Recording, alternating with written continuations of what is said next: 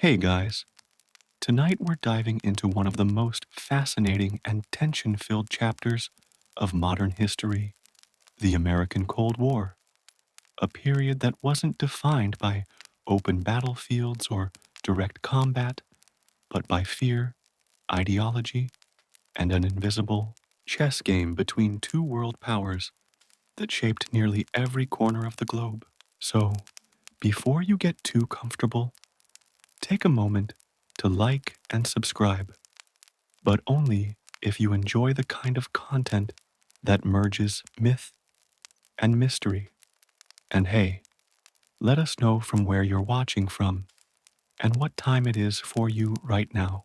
It's time now to dim the lights, take a deep breath, and let's cover what we have for tonight. Together. When the guns finally fell silent in 1945, the world exhaled, but it wasn't a sigh of relief. It was exhaustion. The Second World War had consumed 6 long years, swallowed entire continents, and left behind a trail of devastation unlike anything humankind had ever seen. Over 70 million lives were lost. Cities like Warsaw, Tokyo, and Berlin lay in ruins. Nations were physically shattered, morally scarred, and politically uncertain. Yet amid that rubble stood two nations, vast, powerful, and ideologically opposed, ready to inherit the world that war had broken. On one side was the United States of America, untouched by the physical destruction that had consumed Europe and Asia. Its factories were humming, its economy booming. The war had made the U.S. not only the arsenal of democracy, but the industrial and financial heart of the planet. For the first time in history, an American soldier could travel the world wearing a uniform that represented not just victory, but global influence. On the other side was the Soviet Union, a nation that had suffered more than any other. Over 27 million of its people were dead. Entire cities, Stalingrad, Leningrad, Kiev, had been turned to ashes. But through sheer resilience and military might, the Red Army had marched from the ruins of Moscow all the way to Berlin, raising the hammer and sickle over Hitler's Reichstag. The Soviet Union emerged from the war as a victor, but also as a survivor, scarred, suspicious, and determined never again to be vulnerable to invasion. And so, in the spring of 1945, the map of the world looked deceptively peaceful. The Axis powers had fallen. Fascism had been crushed. But what replaced it was not harmony. It was tension. The fragile alliance that had united Roosevelt, Churchill, and Stalin was already beginning to crack. Beneath the public handshakes and victory parades lay distrust, rivalry, and conflicting visions for the world's future. At the center of that conflict was ideology. The United States envisioned a world of open markets, free elections, and political liberty. America believed democracy and capitalism were the twin pillars of peace, a belief born from its own history of independence and prosperity. The Soviet Union, meanwhile, saw capitalism as the root of greed, imperialism, and inequality, the very forces that had sparked 2 world wars. Stalin's vision was of a world united under socialism, where the state controlled resources to ensure equality and order. It wasn't just a disagreement about economics. It was a spiritual and philosophical divide about how society should function, who should have power, and what freedom truly meant. To understand the coming Cold War, it's essential to understand that the world was no longer multipolar.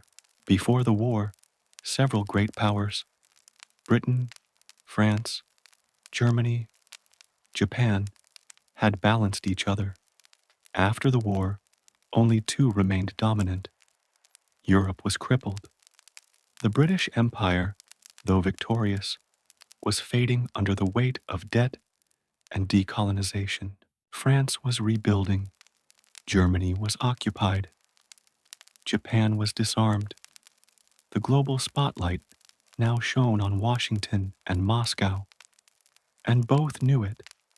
At the Yalta and Potsdam conferences in 1945, the leaders of the Allied powers met to shape the post-war world. But those meetings, far from uniting them, exposed their differences. In Yalta, Roosevelt had hoped for Soviet cooperation in establishing peace and democracy across liberated Europe. Stalin, however, had other plans. He intended to secure a buffer zone of friendly, communist states between the Soviet Union and Western Europe, a shield against any future invasion. When Roosevelt died and Harry S. Truman took office, American policy hardened. Truman distrusted Stalin and saw the Soviet expansion in Eastern Europe as a betrayal of wartime promises. When reports emerged of Soviet-backed communist governments taking control of Poland, Romania, and Bulgaria, Washington grew alarmed. The press began to speak of a red tide spreading westward. American generals warned of Soviet ambitions stretching from Berlin to the Balkans. Even within the Soviet Union, propaganda painted the United States as an imperial aggressor, intent on encircling socialism with capitalist military bases. This mutual suspicion was fueled by fear, not yet aggression, but fear has a way of shaping decisions.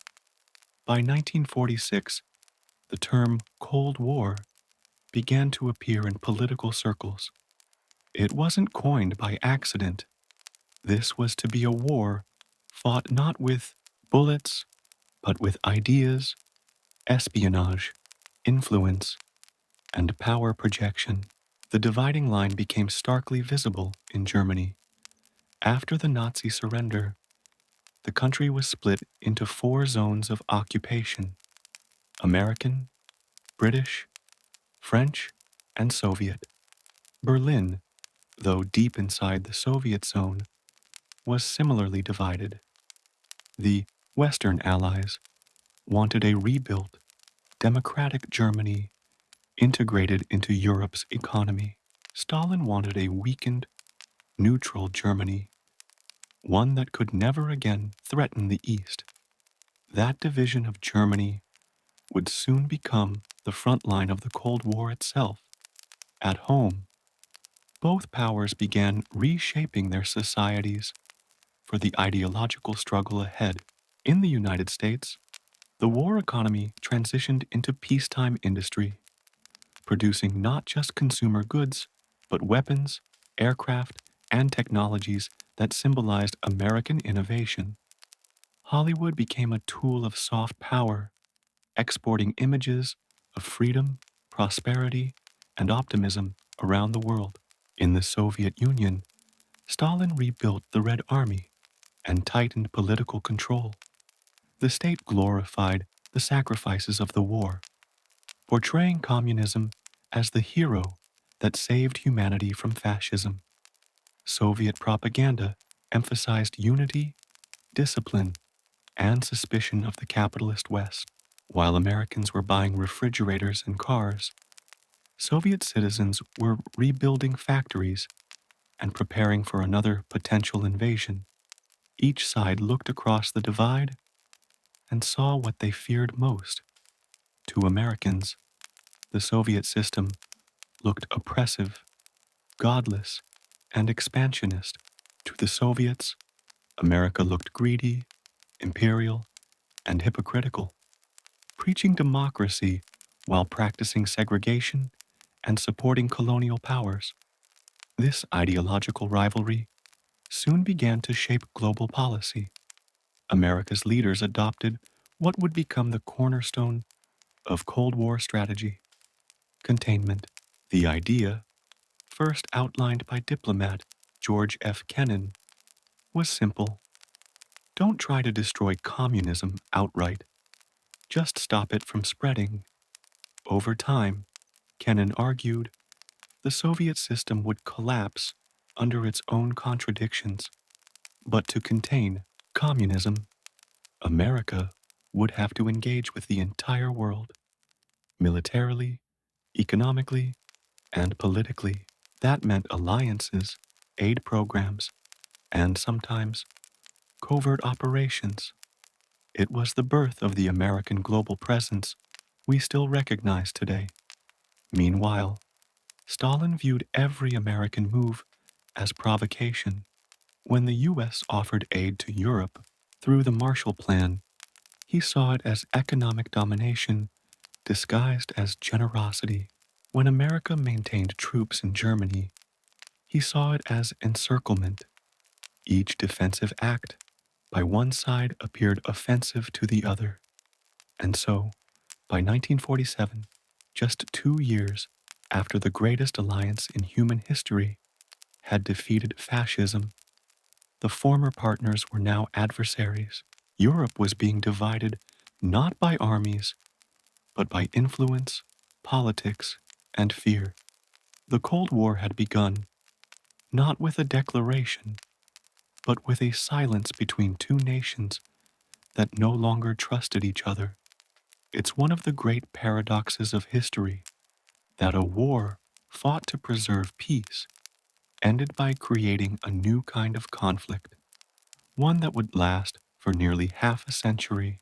To understand the Cold War, one must first understand that it was never truly about territory or borders.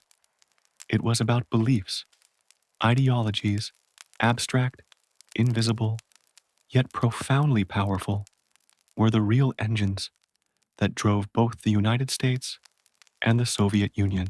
These ideologies weren't just political systems, they were worldviews, moral compasses, and identities that defined how each nation understood humanity itself.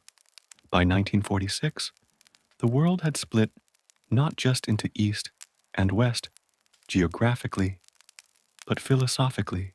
On one side stood capitalism, embodied by the United States, a system that celebrated private enterprise, individual liberty, and free markets.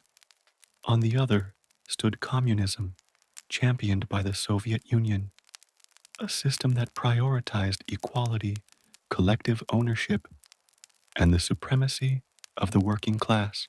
Both claimed to represent freedom, both claimed to be the future, and both saw the other as a threat to human progress.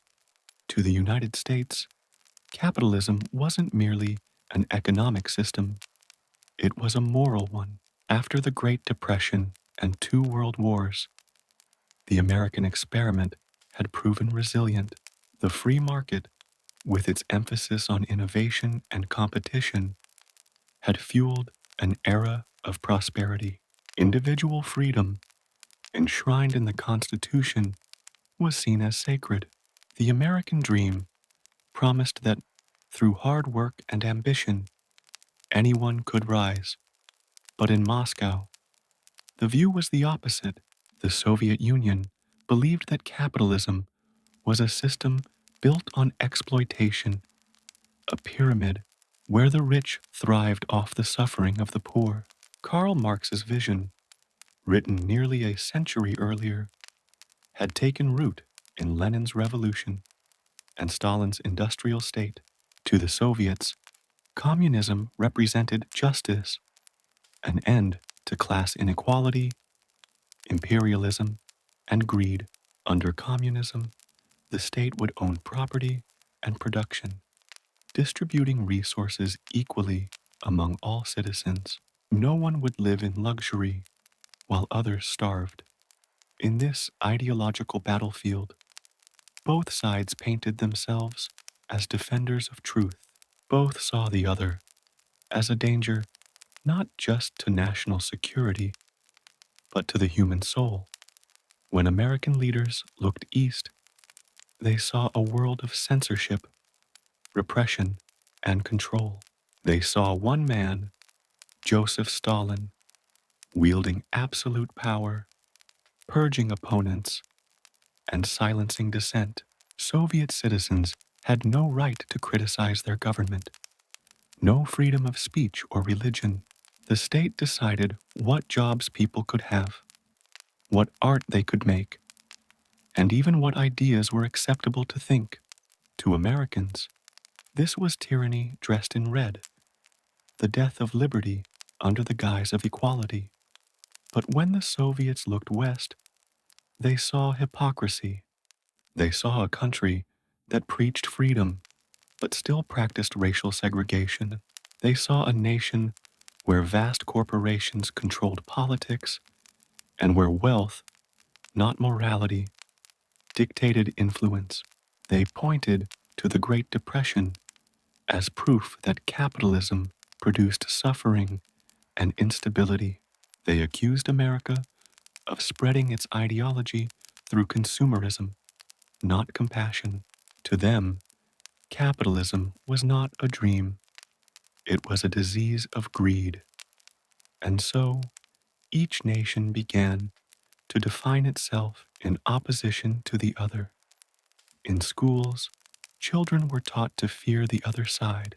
American classrooms showed films warning of red infiltration, the idea that communists were secretly trying to subvert democracy.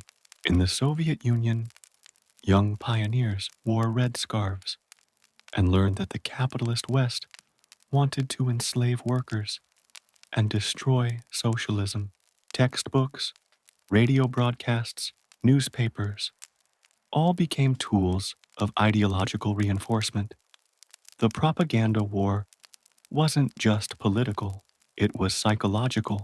America's government and media portrayed the Soviet Union as a gray, joyless machine, a land of breadlines, spies, and oppression. Soviet propaganda, meanwhile, depicted Americans as materialistic, shallow, and morally corrupt, drowning in jazz, fast food, and empty consumerism. Each side believed the other was brainwashed. Each side believed it was free. Yet beneath these caricatures lay something deeper, fear. The Cold War wasn't born out of hatred alone. It was born from the conviction that the other's success would mean one's own extinction. It wasn't enough for capitalism to survive. Communism had to fail. And it wasn't enough for socialism to succeed. Capitalism had to collapse. The United States saw its role as a protector, defending democracy wherever it was threatened. Truman and his successors believed that allowing communism to expand, even in small nations, would set off a chain reaction. This belief became known as the domino theory, the idea that if one country fell to communism, others would follow, one by one, until democracy was surrounded and suffocated. The Soviet Union saw its mission differently. It believed that history itself was on its side. Marx had predicted that capitalism would inevitably destroy itself through greed and inequality, and Stalin intended to speed that process along. He saw communism not as expansion, but as liberation, freeing nations from the chains of capitalist exploitation. Each revolution, each workers' uprising, was to him a step toward a new, inevitable world order.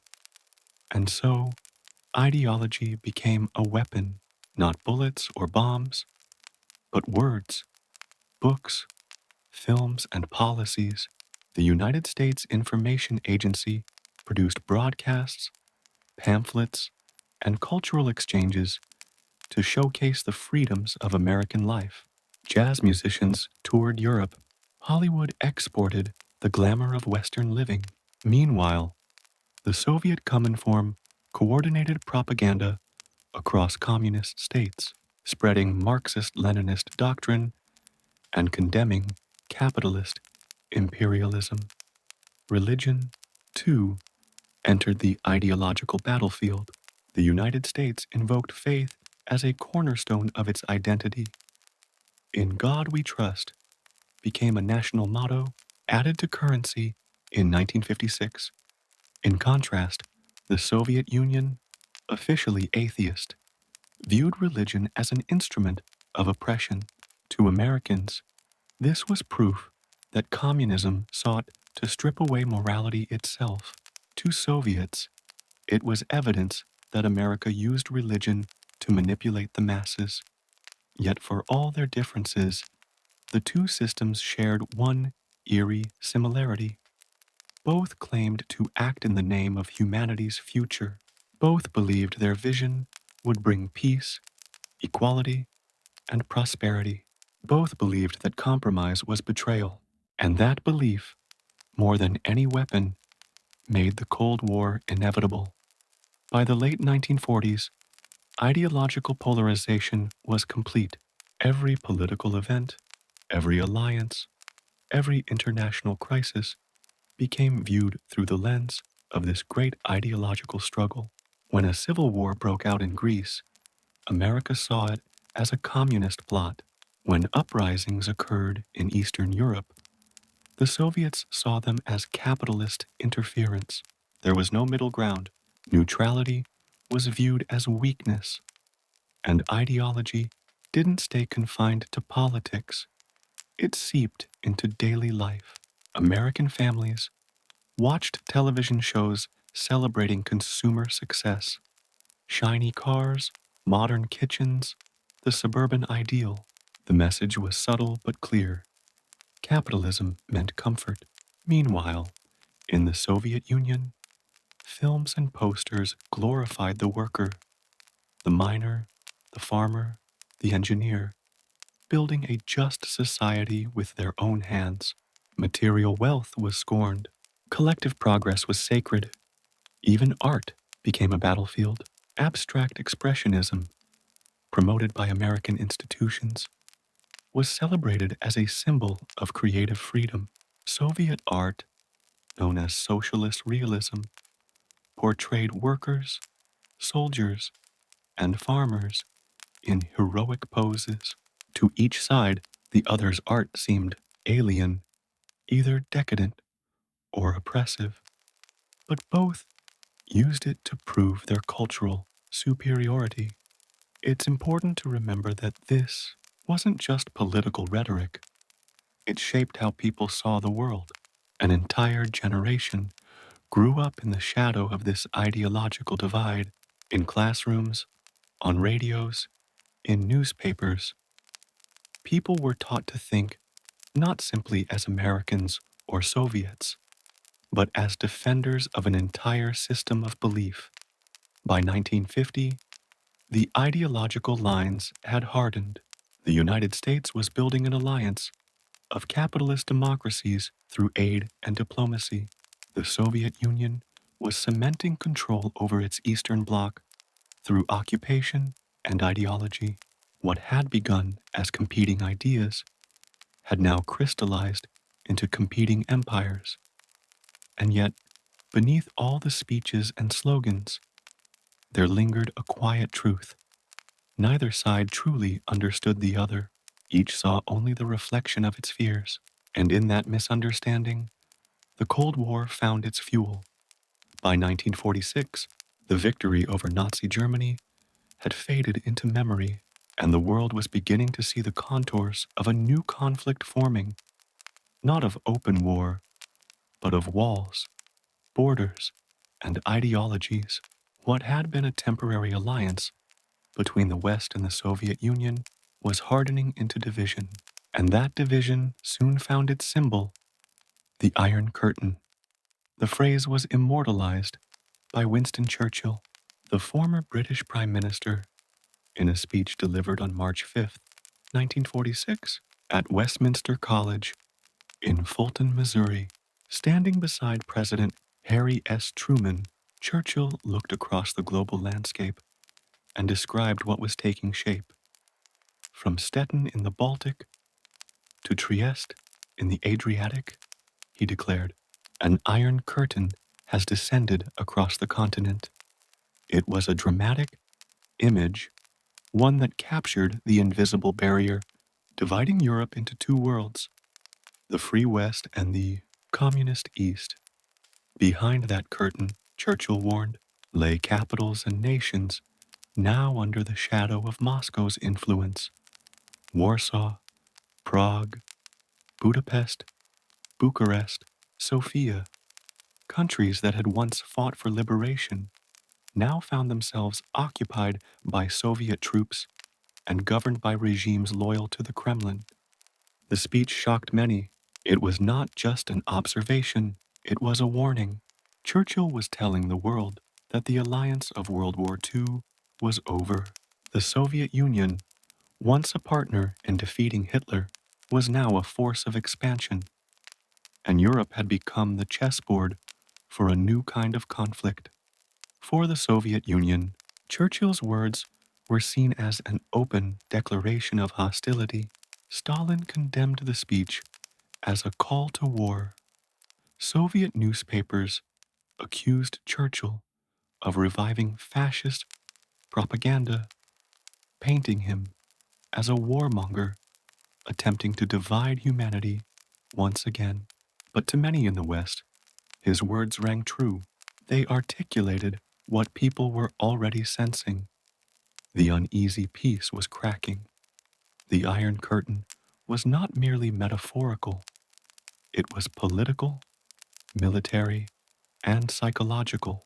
In the wake of the war, Soviet forces had occupied much of Eastern Europe, and Stalin was ensuring those nations would never again serve as a gateway for invasion.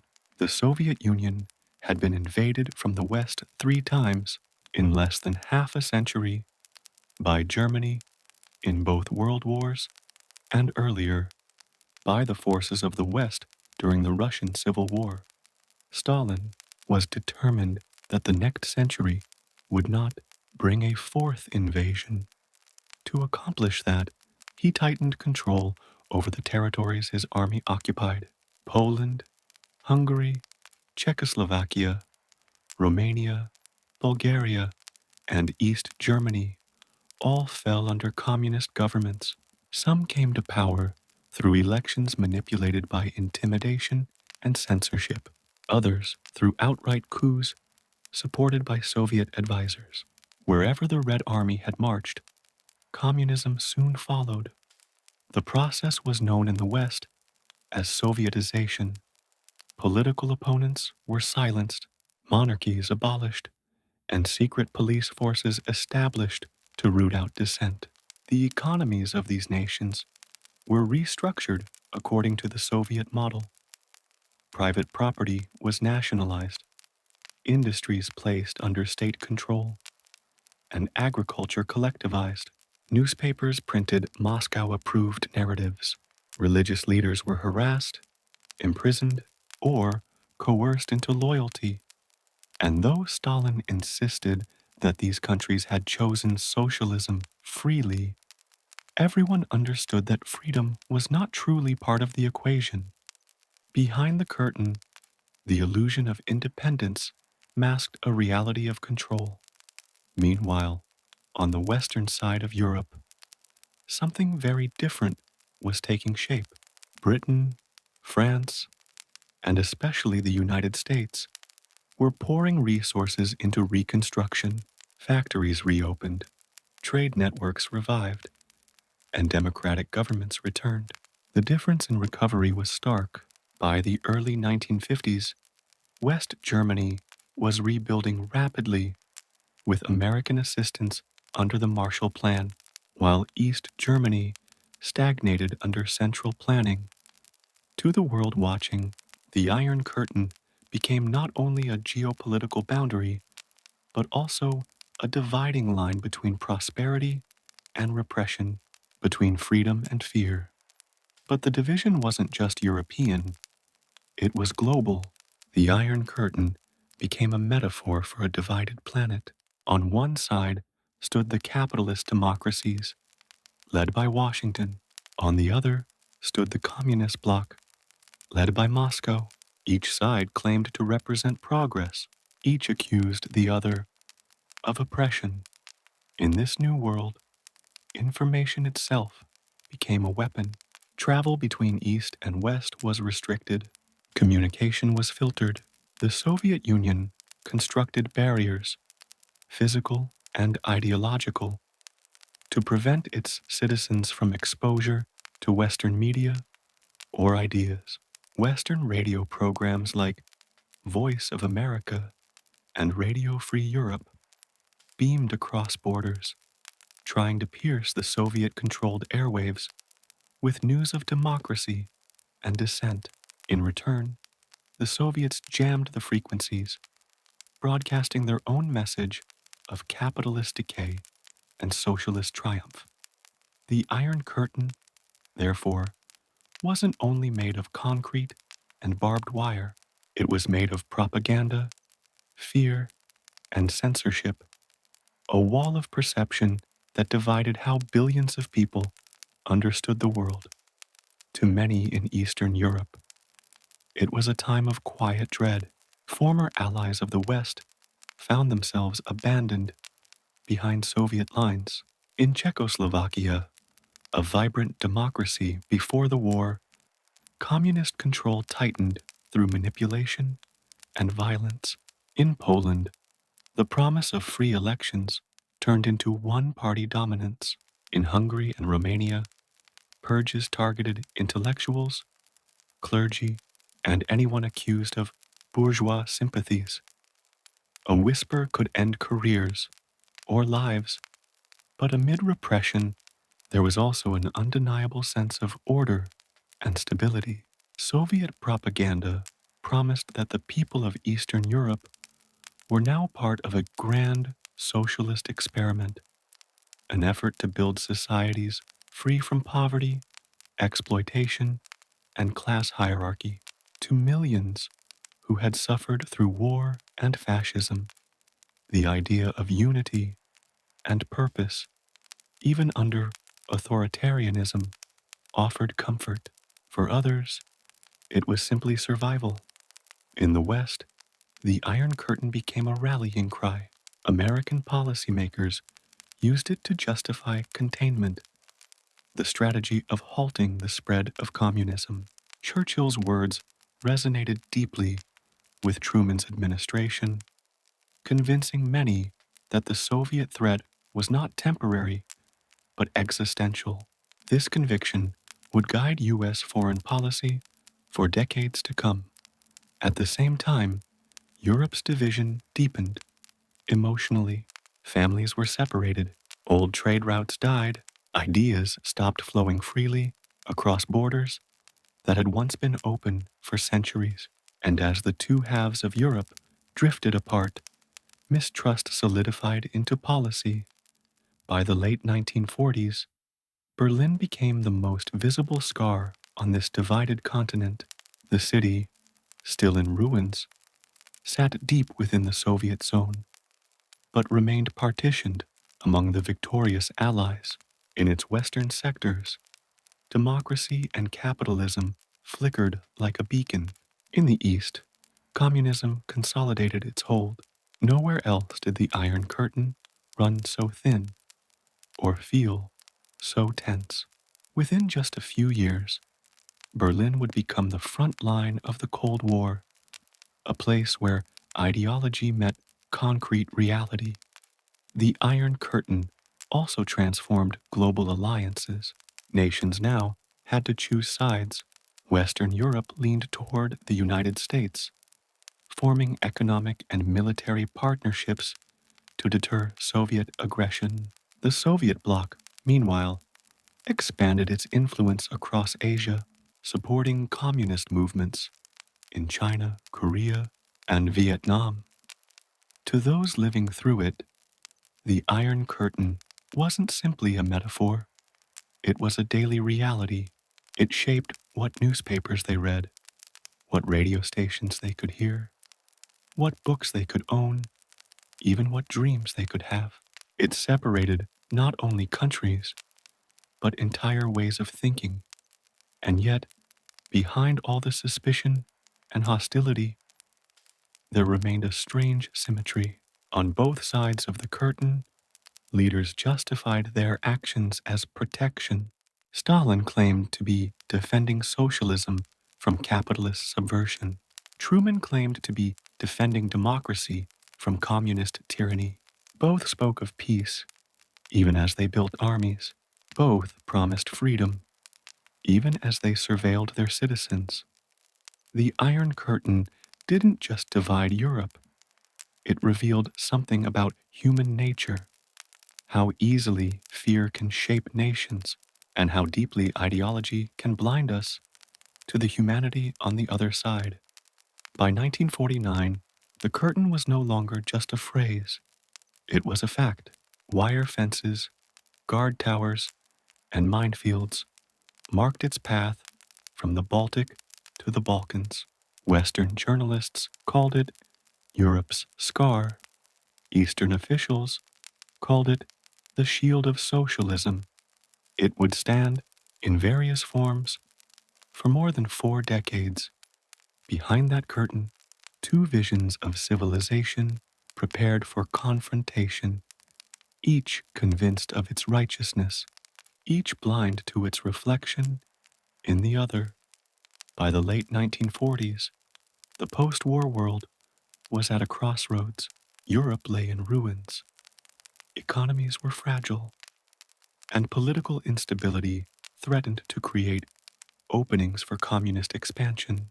In this climate, the United States faced a decision. Should it retreat into isolation, focusing solely on domestic recovery, or should it embrace a new global role, committing itself to the defense of democracy wherever it was threatened? The answer came in the form of the Truman Doctrine, announced by President Harry S. Truman in March 1947, a policy that would define American foreign strategy for decades and solidify the country's leadership in the Cold War. The immediate catalyst for the Truman Doctrine was a crisis unfolding thousands of miles away in Greece and Turkey. Greece had been ravaged by World War II and was now embroiled in a brutal civil war between the monarchist government and communist insurgents, backed indirectly by the Soviet Union. Turkey, meanwhile, faced pressure from the Soviets over territorial claims and strategic control of the Bosporus Strait. Both nations were politically fragile, militarily weak, and economically dependent on outside support. In his address to Congress, Truman painted a vivid picture of the stakes. He warned that the United States could not afford to stand by while totalitarian regimes threatened free nations. He framed the struggle in moral and ideological terms, arguing that democracy itself was at risk if the West failed to intervene. Truman asked Congress for $400 million in aid, military and economic, to support Greece and Turkey, essentially committing the United States to active involvement in containing communism. The Truman Doctrine marked a radical shift. For the first time, American foreign policy was explicitly global, and its primary goal was ideological, to contain the spread of communism wherever it appeared. This policy would come to be known as containment, inspired by the ideas of diplomat George F. Kennan, who had argued that the Soviet Union's expansionist tendencies could be checked by patient, steady pressure rather than direct confrontation. The doctrine was also notable for its combination of political, military, and economic tools. Military aid ensured that vulnerable nations could resist insurgencies. Economic aid stabilized economies and prevented political collapse. Political guidance helped governments maintain legitimacy in the face of internal and external pressures. In short, the Truman Doctrine was a blueprint for proactive American engagement, a strategy designed not only to prevent the spread of communism, but to demonstrate America's commitment to freedom and stability worldwide. In practical terms, the implementation of the Truman Doctrine was both immediate and far-reaching. In Greece, U.S. aid helped the government defeat the communist insurgents by providing weapons, supplies, and advisory support. In Turkey, American assistance bolstered defenses against perceived Soviet threats. These interventions, while localized, sent a powerful message. The United States would now act as a global guardian of democracy. The doctrine also had a profound symbolic impact. It established the principle that the United States had a moral obligation to intervene in international conflicts when democratic institutions were at risk. It reframed foreign policy as a moral struggle between freedom and tyranny, casting communism as a threat not only to individual nations, but to civilization itself.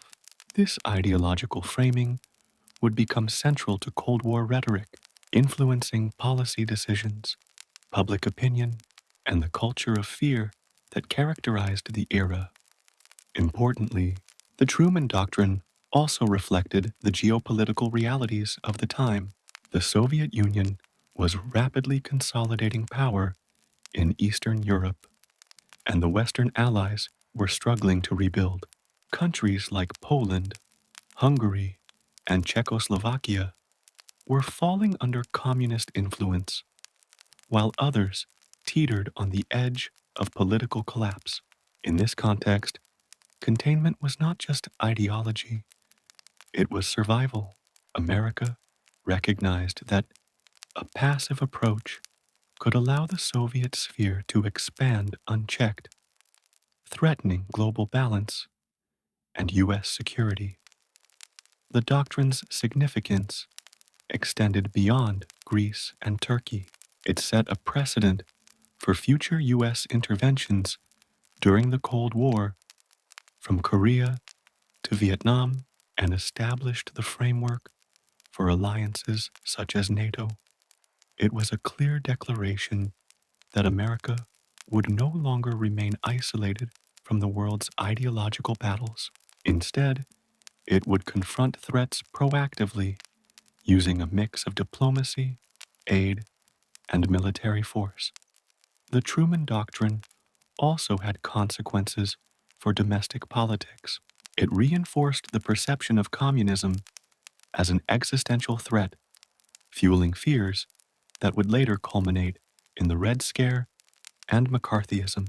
Americans were encouraged to see the world in stark terms: free versus enslaved, democracy versus tyranny, capitalism versus communism.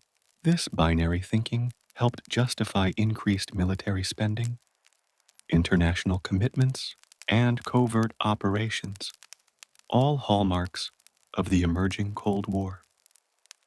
From a strategic perspective, the doctrine represented the birth of America as a global superpower. The United States, having emerged from World War II relatively unscathed, had both the economic resources and military capacity to project influence worldwide. The Truman Doctrine institutionalized that capacity, turning it into a deliberate strategy to shape the post-war order.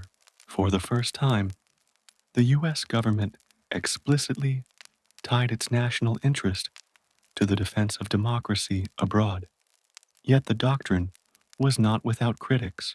Some argued that it would entangle the United States in endless foreign conflicts, stretching military and economic resources thin.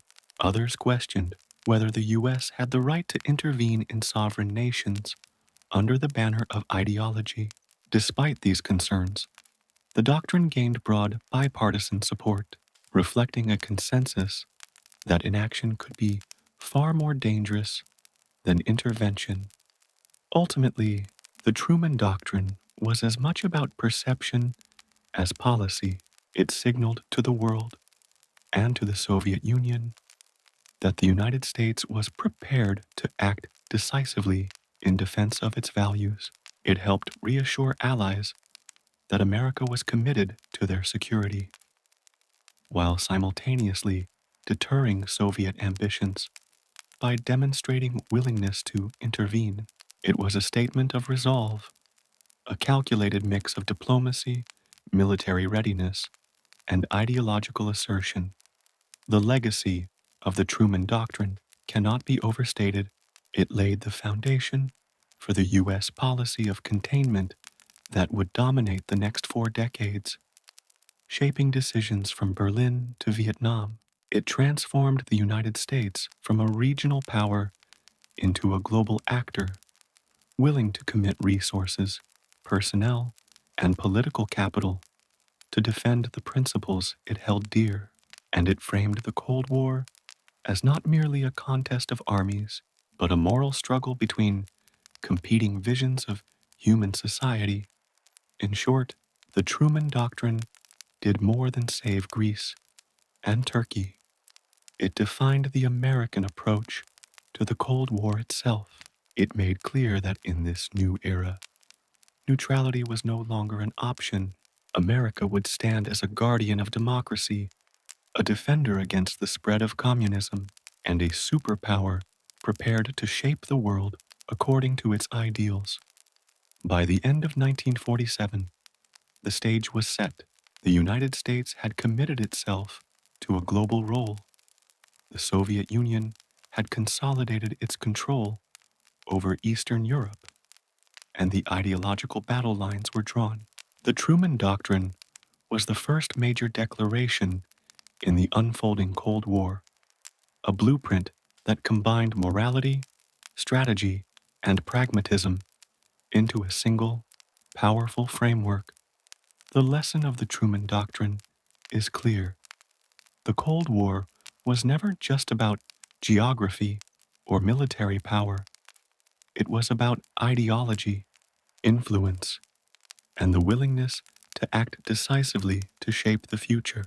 It was a turning point, marking the moment when the United States embraced its role as a global leader and set in motion policies that would define international relations for decades. In the aftermath of World War II, Europe was a continent in ruins. Cities had been bombed into rubble. Factories lay idle. Transportation networks were destroyed. And millions of people faced hunger, homelessness, and disease. The physical destruction was staggering, but the social and political consequences were just as alarming. Starvation and instability created fertile ground for radical ideologies, particularly communism, to take root.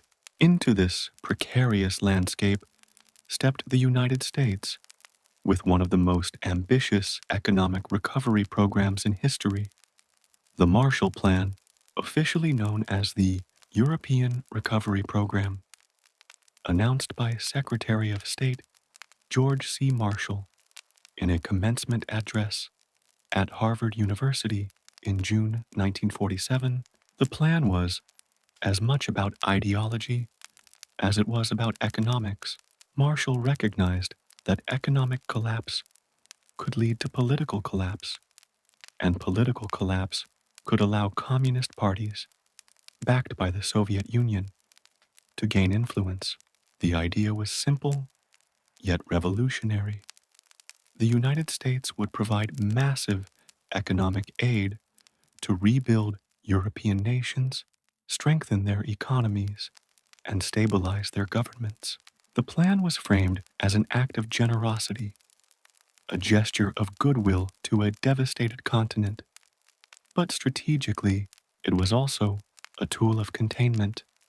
The plan initially targeted all of Europe, but it quickly became clear that participation would be limited to countries willing to align with American policies. The Soviet Union, suspicious of what it saw as American economic imperialism, forbade its satellite states from participating. Countries in Eastern Europe were coerced into rejecting the aid, leaving the West and parts of Central Europe to benefit. The nations that accepted, including Britain, France, West Germany, Italy, and the Netherlands, received not only money, but machinery, food, and technical assistance, resources critical for rebuilding infrastructure and jump-starting production. The scale of the Marshall Plan was unprecedented. Between 1948 and 1952, the United States provided over $12 billion in aid, equivalent to more than $140 billion today. This support was transformative. It rebuilt railways, factories, and ports, revitalized agriculture, and stabilized currencies. In countries like West Germany, industrial output recovered astonishingly quickly. France and Italy rebuilt critical infrastructure and established modern financial systems. The plan accelerated economic growth and restored hope to populations weary from war and deprivation. But the Marshall Plan was more than just bricks, mortar, and machinery.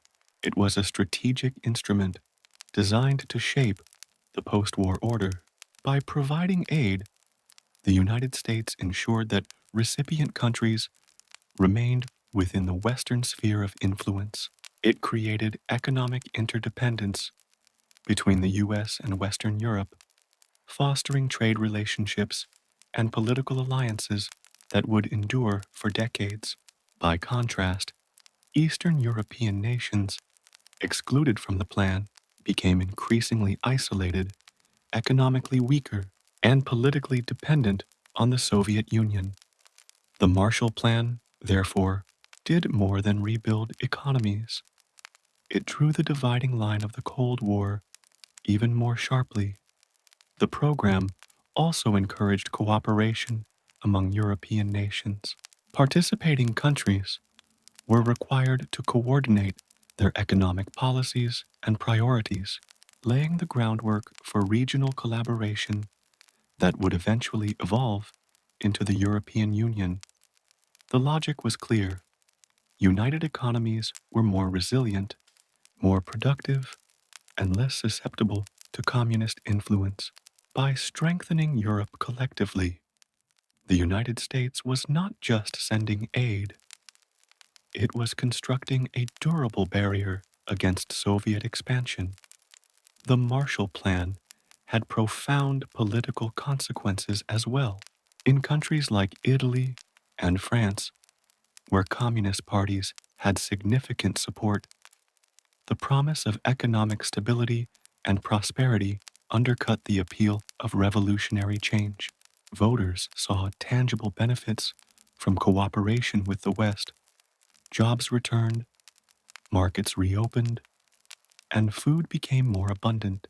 Communism, while still present in political discourse, lost its allure among populations desperate for survival and normalcy. From a cultural perspective, the Marshall Plan also reinforced the idea of American leadership and generosity. It showcased the United States as a superpower willing to invest not only its military might, but its economic resources in shaping a peaceful and prosperous world.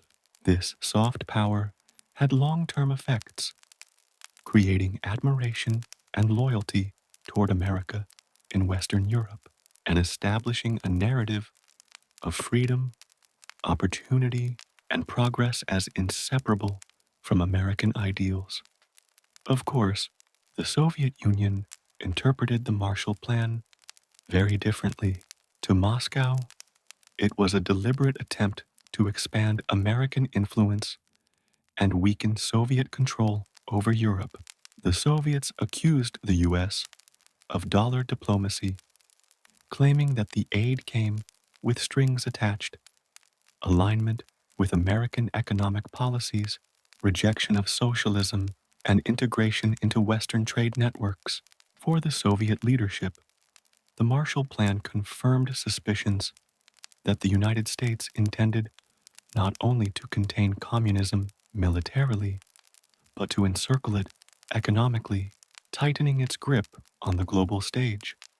The American response to these concerns was unapologetic. Secretary Marshall himself emphasized that the plan was open to all European nations willing to participate. In practice, the conditions were minimal compared to the benefits offered: transparent accounting, coordination with other recipients, and a commitment to rebuild industry and infrastructure. The generosity was real, but so was the strategic calculus. Aid was a tool of influence, diplomacy, and ideological competition, a means to win hearts and minds without firing a single shot. Economically, the results were spectacular. Western Europe experienced rapid growth, often referred to as the post-war economic miracle. Industrial production soared, employment rose, and living standards improved dramatically. Nations rebuilt bridges, ports, and factories, modernized agriculture, and introduced new technologies. Trade networks reopened, linking European economies with each other and with the United States.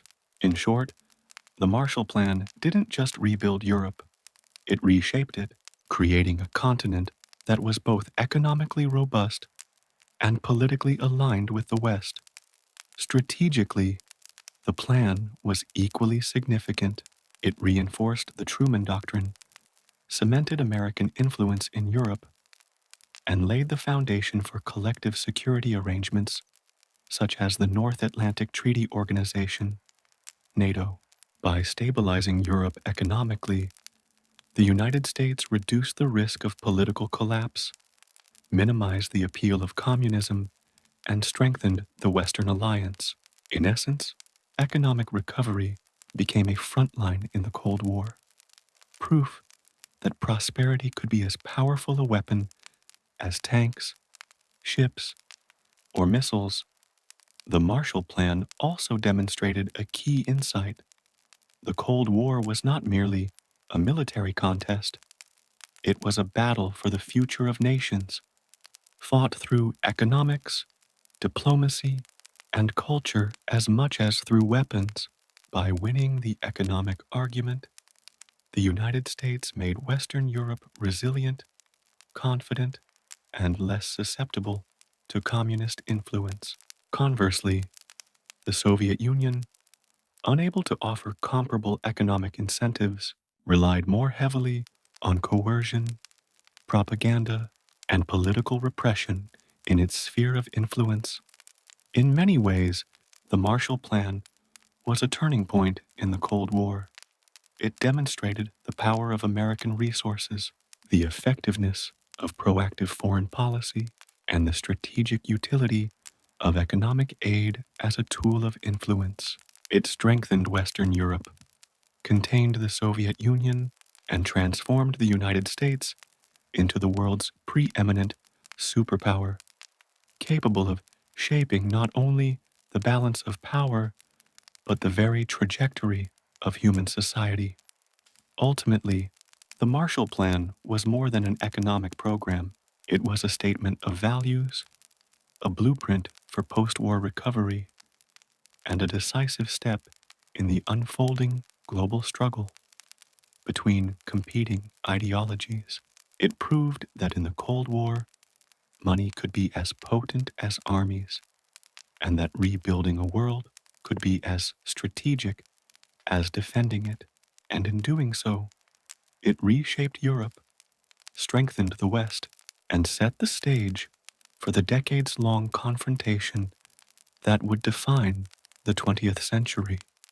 By 1948, Europe was settling into the uneasy order established after World War II.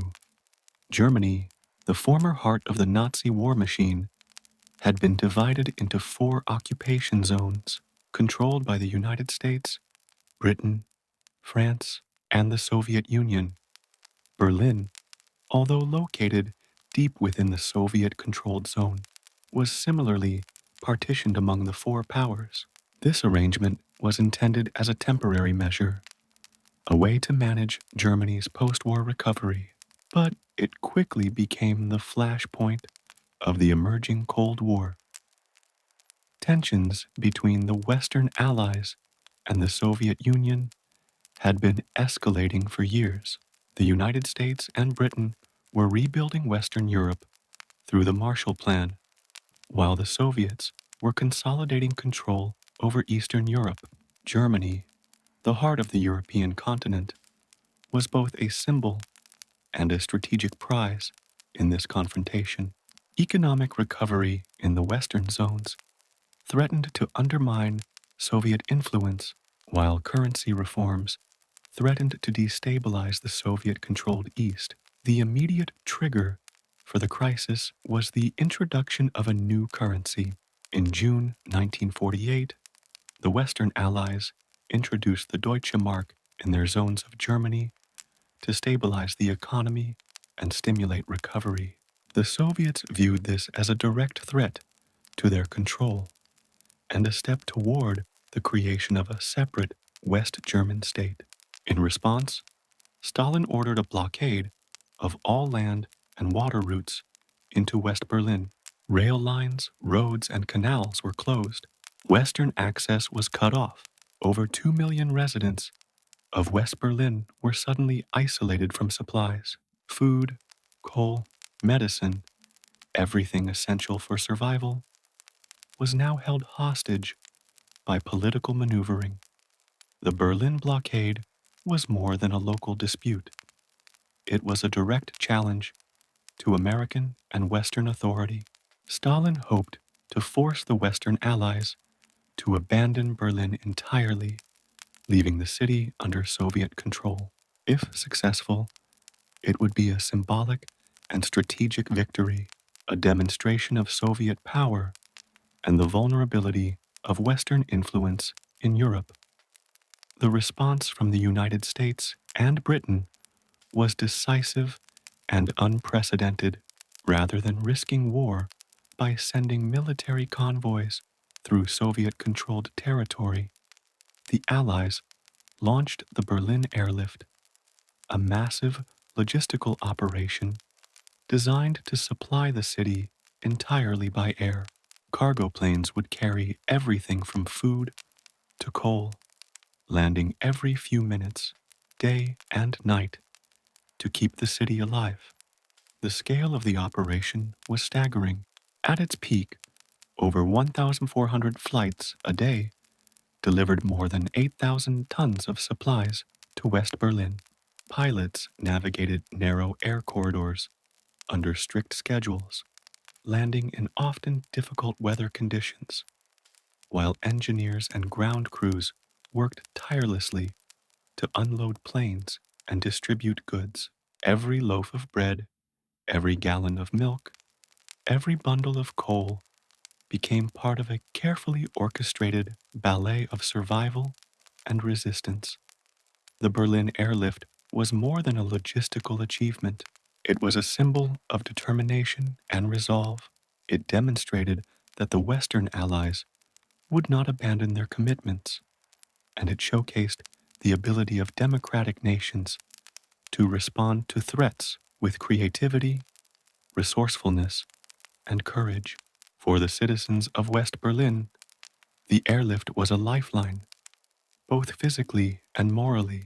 It showed them that the world had not forgotten them, and that democracy, at least in this instance, could protect and sustain life even under extreme pressure. The blockade also had a profound psychological impact to the Western world. It became a dramatic illustration of the stakes of the Cold War. The Soviet Union appeared aggressive, expansionist, and willing to use human suffering as leverage. The United States and Britain, by contrast, appeared moral, capable, and committed to protecting freedom and human life.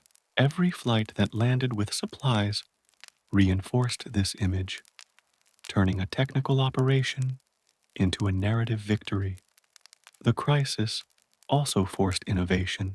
The Western Allies developed new systems for rapid loading and unloading, designed temporary airstrips, and coordinated complex schedules to maximize efficiency. Aircraft technology and navigation techniques were tested to their limits. Pilots flew with little margin for error. Accidents were frequent, and the operation demanded courage, skill, and discipline. The airlift would later become a model for large-scale humanitarian logistics, proving that political will combined with technical expertise could overcome nearly insurmountable obstacles.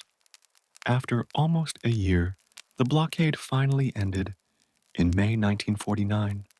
Stalin, unable to break the will of the Western Allies or starve West Berlin into submission, lifted the restrictions. The airlift had not only saved the city, but had also strengthened Western credibility and illustrated the limits of Soviet power. For the first time in the Cold War, the United States and its allies had successfully resisted direct Soviet pressure without resorting to armed conflict, setting a precedent for future confrontations. The Berlin blockade and airlift had far-reaching consequences. Politically, it solidified the division of Germany.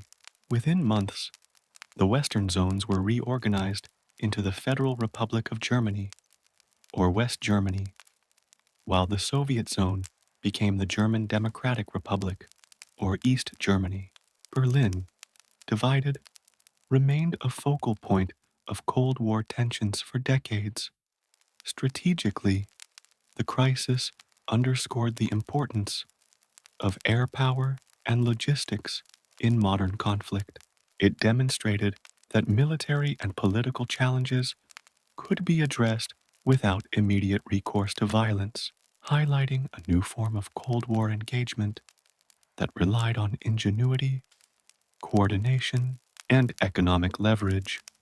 The Berlin airlift also had symbolic resonance. It became a story of endurance and hope, illustrating how human determination could overcome even the most daunting obstacles. The image of planes landing continuously, bringing life to a besieged city, resonated across the world, reinforcing the moral narrative that the Western alliance represented not just power, but principle. Finally, the blockade reinforced the broader ideological narrative of the Cold War. It made clear that the Soviet Union would use coercion to expand influence, and that the United States was willing to respond decisively to defend freedom, stability, and democratic institutions. It was a lesson repeated in countless later crises that the Cold War would often be fought not on traditional battlefields, but through control, access, and the ability to project influence in subtle, strategic ways. In the end, the Berlin blockade and airlift became more than a historical episode. It was a defining moment that set the tone for the next 4 decades. It showed that the Cold War would be a contest of wills, intelligence, logistics, and ideology. It demonstrated that symbolic victories, technical achievements, and moral courage could carry as much weight as military engagement. And most importantly, it illustrated that in this new world, survival, freedom, and influence were inseparably linked. The airlift, in a sense, became a quiet triumph, a testament to ingenuity, patience, and determination in a time when Europe's future hung in the balance. For the people of Berlin, for the Western allies, and for the world watching, it was proof that the Cold War would be waged in unexpected ways and that the values of democracy and freedom could be defended not only with weapons, but with persistence, strategy, and courage. As the 1940s drew to a close, the world had become a landscape of sharply divided alliances. The Berlin blockade had just demonstrated the potential for Soviet aggression and the United States' willingness to respond. Europe was physically and ideologically fractured, and both superpowers realized that the post-war order could not survive without formal structures of security and collective defense. This realization gave rise to two of the most significant military alliances in modern history: NATO in the West and the Warsaw Pact in the East. The North Atlantic Treaty Organization, or NATO, was formally established on April 4, 1949. Its founding members included the United States, Canada, and 10 Western European nations: Belgium, Denmark, France, Iceland, Italy, Luxembourg, the Netherlands, Norway, Portugal, and the United Kingdom. The treaty's primary purpose was explicit. An attack against one member would be considered an attack against all. This principle of collective defense was designed to deter the Soviet Union from any attempt to expand its influence by military force. NATO was revolutionary, not only in its scope, but in its integration of military, political, and strategic objectives. For the first time, Western nations formalized a multilateral defense agreement that combined American military strength with European strategic positioning. It provided a framework for joint planning, resource sharing, and coordinated military operations. The presence of the United States as a committed partner gave smaller European nations confidence that their security did not rely solely on their own depleted forces. But NATO was more than a military alliance. It was a political statement. It codified the emerging divide between East and West, declaring in practical terms that Western Europe would resist Soviet influence and that the United States was now a permanent player in European security. NATO members also shared intelligence, standardized military procedures, and conducted joint exercises, laying the foundation for decades of cooperation and technological development. The formation of NATO immediately provoked a reaction from the Soviet Union. Moscow viewed the alliance as a direct threat, a clear indication that the Western powers were encircling the Soviet Union with military force. The Soviets were particularly alarmed by the permanent presence of American troops in Europe, which they interpreted as a potential springboard for attack. In response, the Soviet Union took a decisive step: the creation of the Warsaw Pact. Officially established on May 14, 1955, the Warsaw Pact brought together the Soviet Union and its satellite states in Eastern Europe, including Poland, East Germany, Czechoslovakia, Hungary, Romania, and Bulgaria. The pact was presented as a defensive alliance, mirroring NATO's principles of collective security. In reality, it served multiple purposes. It cemented Soviet control over Eastern Europe, institutionalized the military integration of the communist bloc, and created a counterweight to NATO's growing power. The Warsaw Pact was structured to place the Soviet Union at its center, while member states ostensibly participated as equals. In practice, Moscow controlled military strategy, troop deployments, and overall coordination. The Pact allowed the Soviet Union to station forces throughout Eastern Europe and respond quickly to internal or external threats. In essence, it formalized Soviet dominance, ensuring that Eastern Europe could not break away without provoking a coordinated military response. These alliances were more than mere treaties. They were symbols of the ideological division that had engulfed the globe. NATO represented democracy, capitalism, and the commitment of Western powers to mutual defense. The Warsaw Pact embodied socialism, centralized control, and the Soviet model of collective security. Together, they institutionalized the Cold War, making confrontation inevitable, even without direct conflict. The establishment of these alliances had immediate and long-term consequences. Militarily, Europe became a heavily armed continent, with troops, weapons, and bases strategically positioned on both sides. The U.S. stationed tens of thousands of soldiers in Western Europe, supported by advanced equipment and logistical networks.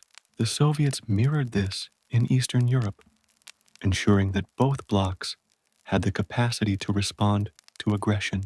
The result was a tense equilibrium, each side capable of massive retaliation, yet cautious enough to avoid outright war. Politically, NATO and the Warsaw Pact solidified spheres of influence.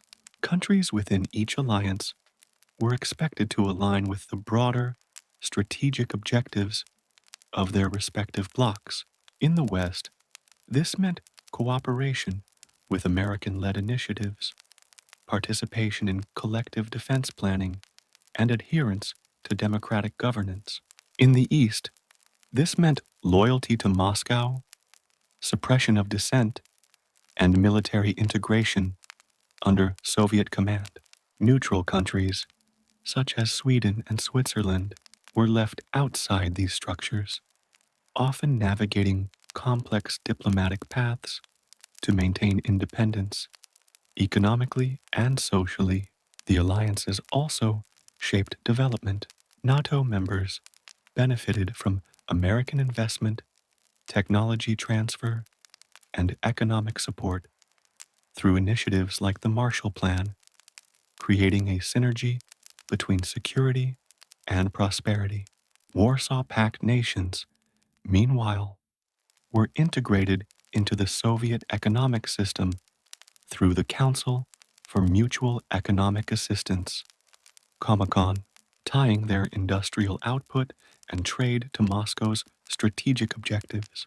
Over time, this led to stark contrasts in living standards, technological innovation, and political freedom between East and West. The creation of NATO and the Warsaw Pact also had profound psychological effects. They reinforced the notion that Europe was divided, not just politically, but existentially. Citizens on either side of the Iron Curtain came to understand the world in terms of blocs, alliances, and opposing ideologies.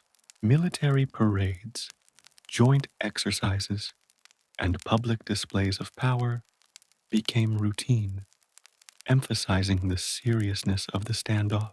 Children learned in schools that their nation was part of a larger struggle between freedom and tyranny.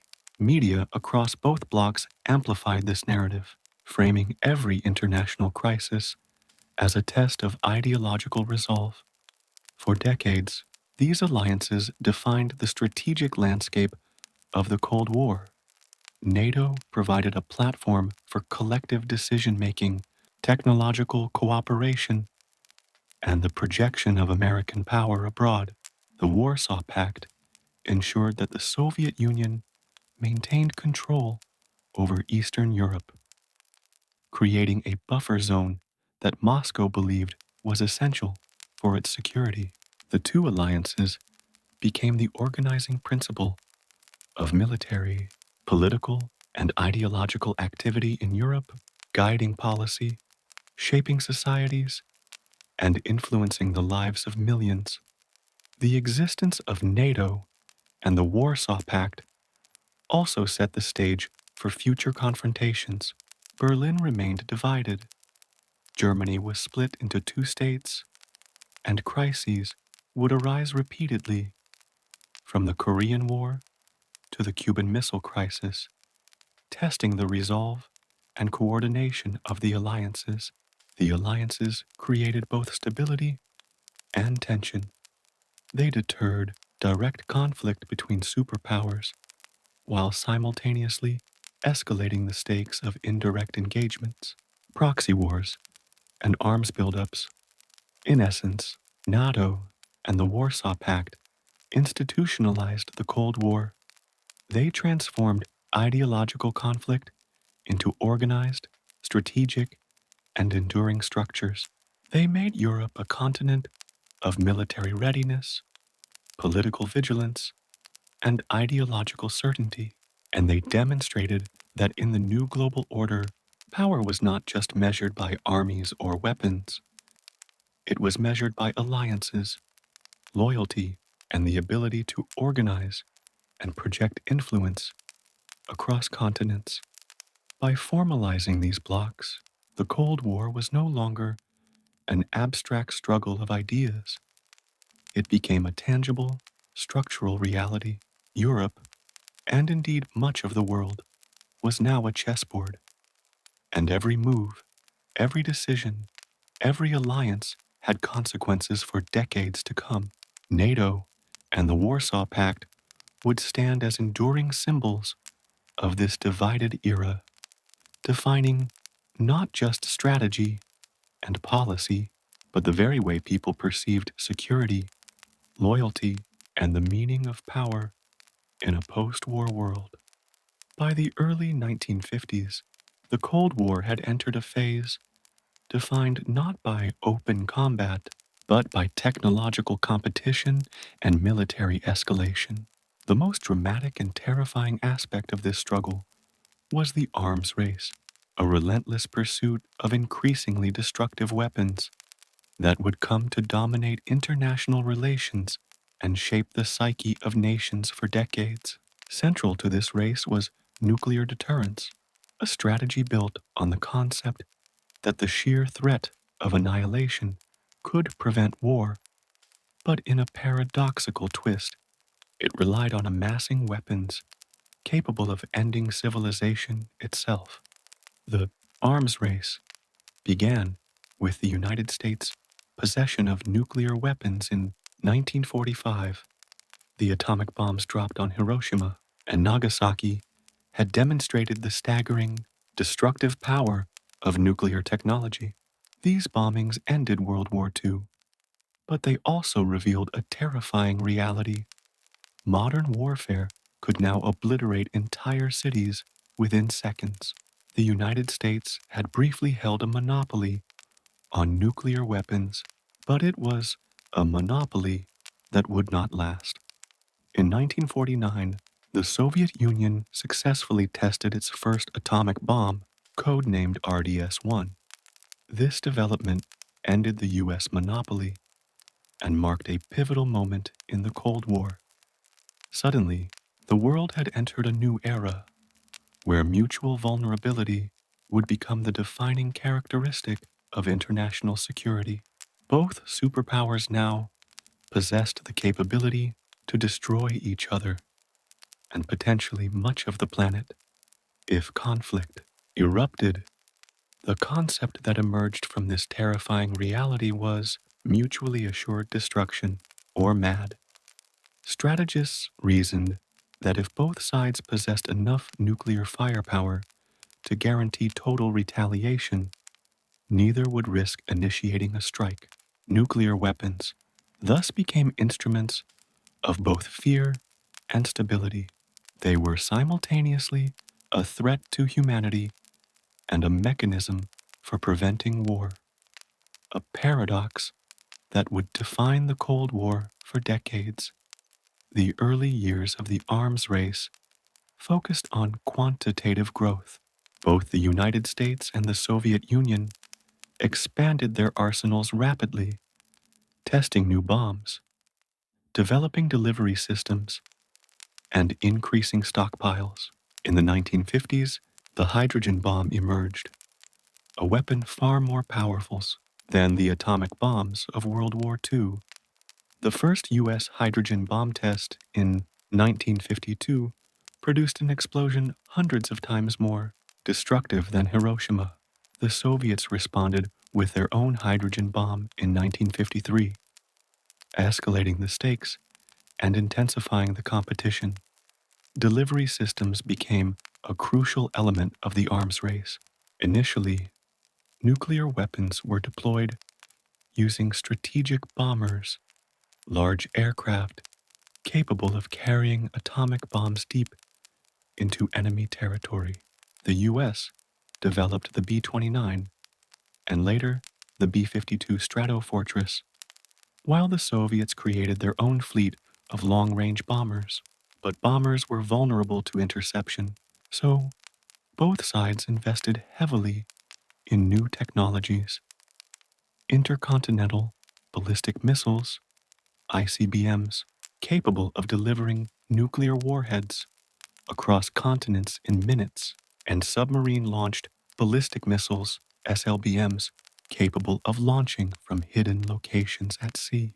These innovations ensured that a nuclear attack could not be easily prevented, reinforcing the logic of deterrence. The arms race was not just technological, it was also psychological and cultural. Each test, each new weapon, was accompanied by propaganda emphasizing superiority, strength, and vigilance. The United States portrayed its nuclear program as a safeguard for freedom and democracy, a guarantor of peace through strength. The Soviet Union framed its arsenal as a shield against Western imperialism and capitalist aggression. Citizens on both sides grew up with an acute awareness of the threat of nuclear war, which seeped into daily life, popular culture, education, and public consciousness. Civil defense became a feature of everyday existence, particularly in the United States. Schools conducted duck and cover drills, teaching children to hide under desks in the event of a nuclear attack. Air raid sirens were installed in cities. Bomb shelters were constructed, and public service campaigns emphasized preparedness. The arms race, therefore, was not confined to military planners and politicians. It was embedded into society itself, influencing how people lived, thought, and imagined the future. The arms race also extended to the space race, as both powers sought to develop the ability to launch satellites and missiles from orbit. The Soviet launch of Sputnik in 1957 demonstrated that intercontinental missile technology had reached new heights, capable of delivering nuclear warheads across the globe. The United States responded with accelerated research, eventually creating NASA and investing heavily in missile defense and space-based surveillance. The Cold War had expanded beyond Earth itself, encompassing the heavens as a new arena of competition. Economically, the arms race imposed enormous costs. Trillions of dollars were spent over the decades on research, production, and deployment of nuclear weapons and delivery systems. The competition fueled rapid technological development in areas such as electronics, aerodynamics, and material science. But it also diverted resources from domestic programs. Military-industrial complexes grew powerful, tying political influence to weapons production and shaping national priorities in ways that would last long after the Cold War ended. Yet, despite the terrifying proliferation of weapons. The arms race, paradoxically, prevented direct conflict between the superpowers. The logic of MAD meant that both sides were incentivized to avoid war, knowing that any attack could trigger total annihilation. Instead, the Cold War was fought indirectly through proxy wars, espionage, economic competition, and diplomatic maneuvering. Korea, Vietnam, Cuba, and numerous other theaters became arenas where the stakes of the nuclear balance shaped strategy, often restraining escalation while intensifying local conflicts. By the 1960s, the doctrine of nuclear deterrence was fully established. The United States and the Soviet Union developed second strike capabilities, ensuring that even if one side were attacked first, it could retaliate with devastating force. Nuclear strategy became a science involving complex calculations of yield, delivery accuracy, targeting, and survivability. Think tanks, military academies, and government agencies devoted themselves to mastering this new, terrifying calculus, a discipline that combined mathematics, psychology, and geopolitics. The arms race also produced international initiatives and tensions, such as the 1963 Partial Test Ban Treaty, which limited atmospheric testing, and later treaties designed to curb proliferation. Yet, the race never truly ended until the late 20th century, as both superpowers continued to innovate, stockpile, and deploy weapons designed to ensure survival, influence, and leverage in global affairs. Ultimately, the arms race and nuclear deterrence were defining features of the Cold War. They reshaped international relations, altered the psychology of nations, and forced humanity to confront the consequences of its own technological ingenuity. The world had entered an age where survival depended on strategy, discipline, and the constant awareness that a single miscalculation could unleash catastrophe. In this era, every missile test, every bomber flight, every technological breakthrough was not just a military or scientific achievement. It was a statement of power, a demonstration of resolve, and a testament to the central paradox of the Cold War, that the tools of destruction could also preserve peace if wielded carefully, strategically, and with unflinching awareness of the stakes. The arms race was a silent battlefield, fought not with soldiers marching into the streets, but with engineers, scientists, policymakers, and strategists shaping the future of civilization, often in ways the general public could neither fully comprehend nor ignore. It was the ultimate contest of ingenuity, fear, and survival, defining the Cold War as a struggle, not just for territory, but for the fate of the world itself. By 1950, the Cold War was no longer a distant ideological contest. It had become a hot war in Korea, a small peninsula in East Asia that became the unexpected flashpoint of global conflict. The Korean War, often called the Forgotten War, was the first major armed confrontation of the Cold War, and it illustrated the dangerous interplay of ideology, geopolitics, and superpower rivalry. It also demonstrated how the United States and the Soviet Union could wage conflict indirectly through proxy nations without triggering full-scale nuclear war. Korea had been under Japanese colonial rule for 35 years, until the end of World War II. When Japan surrendered in 1945, the peninsula was divided along the 38th parallel. Soviet forces occupied the north, while American forces occupied the South. Initially, this division was meant to be temporary, but Cold War tensions quickly transformed it into a permanent fault line. In the North, the Soviets helped establish a communist government led by Kim Il-sung. In the South, the United States supported the Republic of Korea, with Syngman Rhee as president. Each leader claimed legitimacy over the entire peninsula, setting the stage for conflict. The war began on June 25, 1950, when North Korean forces crossed the 38th parallel, launching a surprise invasion of South Korea. The North's army, heavily armed with Soviet tanks and artillery, quickly advanced, capturing Seoul in just a few days. The speed and ferocity of the attack shocked the world and immediately drew the United States into direct military action under the auspices of the United Nations. President Harry Truman, viewing the invasion as a test of the containment policy, committed U.S. forces to repel the communist advance.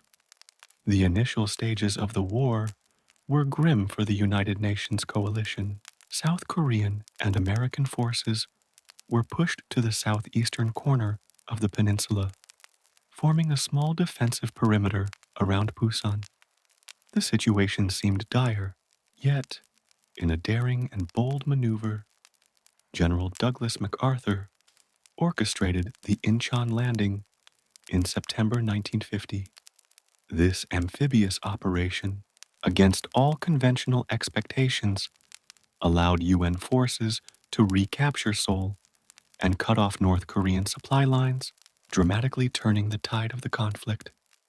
The success at Incheon marked a critical moment, but it also escalated the war.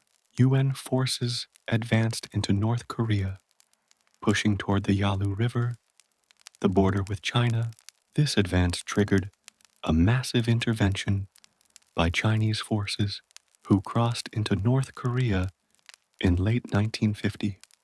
The Chinese intervention reversed many UN gains and led to a prolonged and brutal stalemate. Both sides engaged in fierce battles, often under freezing winter conditions and difficult terrain, leading to massive casualties and widespread devastation. The Korean War was a proxy conflict in every sense. While the fighting was primarily on the peninsula, the weapons, training, and strategic guidance came from the superpowers.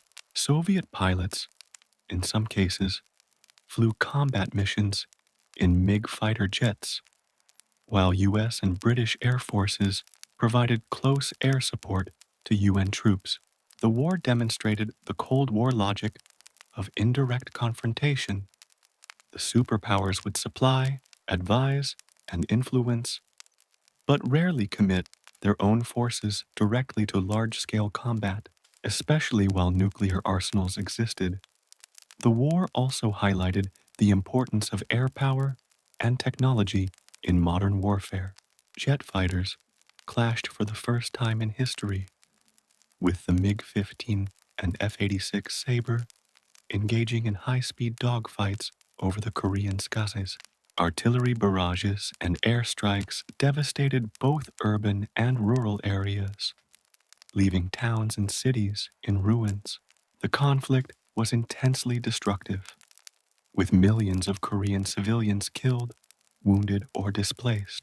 It was a stark reminder of the human cost of Cold War confrontations, even when superpowers sought to avoid direct nuclear engagement. Diplomatically, the Korean War shaped the global perception of the Cold War. The United States demonstrated its willingness to intervene militarily to contain communism, reinforcing the principles of the Truman Doctrine and NATO. Meanwhile, the Soviet Union solidified its influence over China and North Korea, showcasing its ability to support and defend communist allies. The conflict underscored that the Cold War was no longer just European, it was a global struggle, stretching across Asia, and eventually influencing events in Southeast Asia, the Middle East, and beyond. The war dragged on for 3 grueling years, with neither side achieving a decisive breakthrough. Front lines stabilized near the 38th parallel, resulting in a bloody stalemate characterized by trench warfare, brutal winter campaigns, and high casualty rates. Negotiations for an armistice began in 1951, but disagreements over prisoners of war and territorial control prolonged the conflict. It wasn't until July 27, 1953, that an armistice was finally signed at Panmunjom, effectively ending active combat but leaving Korea divided along essentially the same lines as before the war. The Korean War had significant consequences for military strategy and Cold War policy.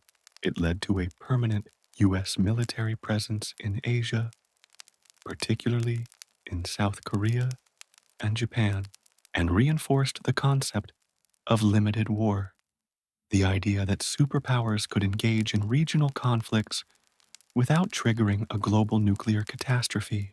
The war also justified increases in defense spending, the expansion of the U.S. military-industrial complex, and the acceleration of arms programs, including nuclear weapons development. Politically, the war deepened the U.S.-Soviet rivalry. The inability to achieve a decisive victory, combined with the intervention of China, reinforced the idea that the Cold War would be a long, unpredictable struggle. The conflict also strengthened authoritarian regimes in South Korea, as governments prioritized security and stability over democratic reforms, reflecting a recurring pattern in Cold War proxy states. The Korean War was also psychologically significant. For citizens of the United States, it marked the first major military test of containment policy and introduced the term police action as a euphemism for a complex, deadly, and politically charged conflict. For Koreans, it was a national tragedy, dividing families and leaving the peninsula scarred for generations. The war left a legacy of unresolved tension, with North and South Korea technically still at war, separated by the heavily fortified Demilitarized Zone, DMZ. In summary, the Korean War illustrated the Cold War's complex, global, and deadly nature. It was a conflict shaped by ideology, superpower rivalry, and local dynamics, fought through a combination of conventional warfare, proxy support, and strategic diplomacy. It revealed the dangers of escalation, the limits of military power, and the enduring consequences of geopolitical division. And above all, it demonstrated that the Cold War was not a distant struggle. It was a living, violent reality, capable of reshaping nations, societies, and the lives of millions of people. By the late 1950s, the Cold War had evolved beyond conventional battlefields and proxy wars. The contest between the United States and the Soviet Union had moved into space, a new frontier that would become a critical arena for technological, military, and ideological competition known as the space race. This struggle was far more than a scientific endeavor. It was a symbolic and strategic confrontation, reflecting each superpower's technological prowess, political ideology, and vision for the future. The origins of the space race lay in the development of rocketry during World War II. German scientists had created the V-2 rocket, the world's first long-range guided missile. At the war's end, both the United States and the Soviet Union sought to capture this knowledge, recruiting German engineers to advance their own missile programs. These early efforts established the foundation for intercontinental ballistic missiles, ICBMs, which would later carry nuclear warheads, and for civilian space exploration. The space race officially began on October 4th, 1957, when the Soviet Union launched Sputnik 1, the world's first artificial satellite.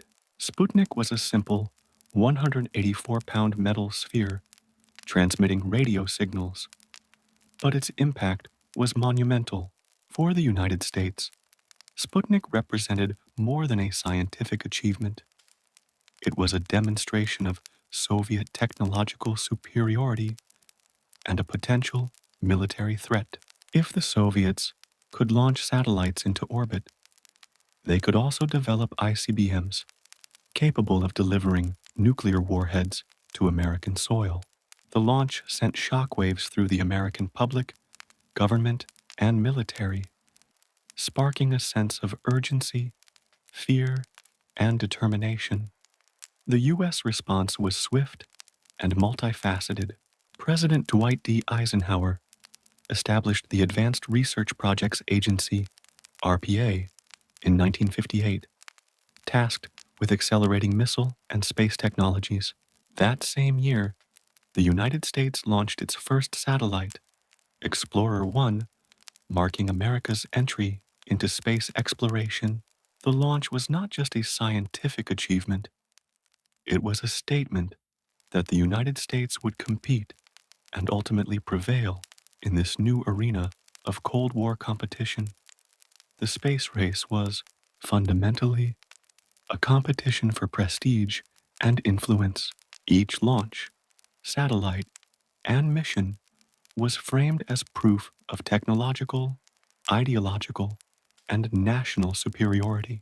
The Soviets emphasized their early successes, portraying Sputnik, and later Sputnik 2 carrying Laika the dog, as evidence of communism's efficiency, ingenuity, and modernity.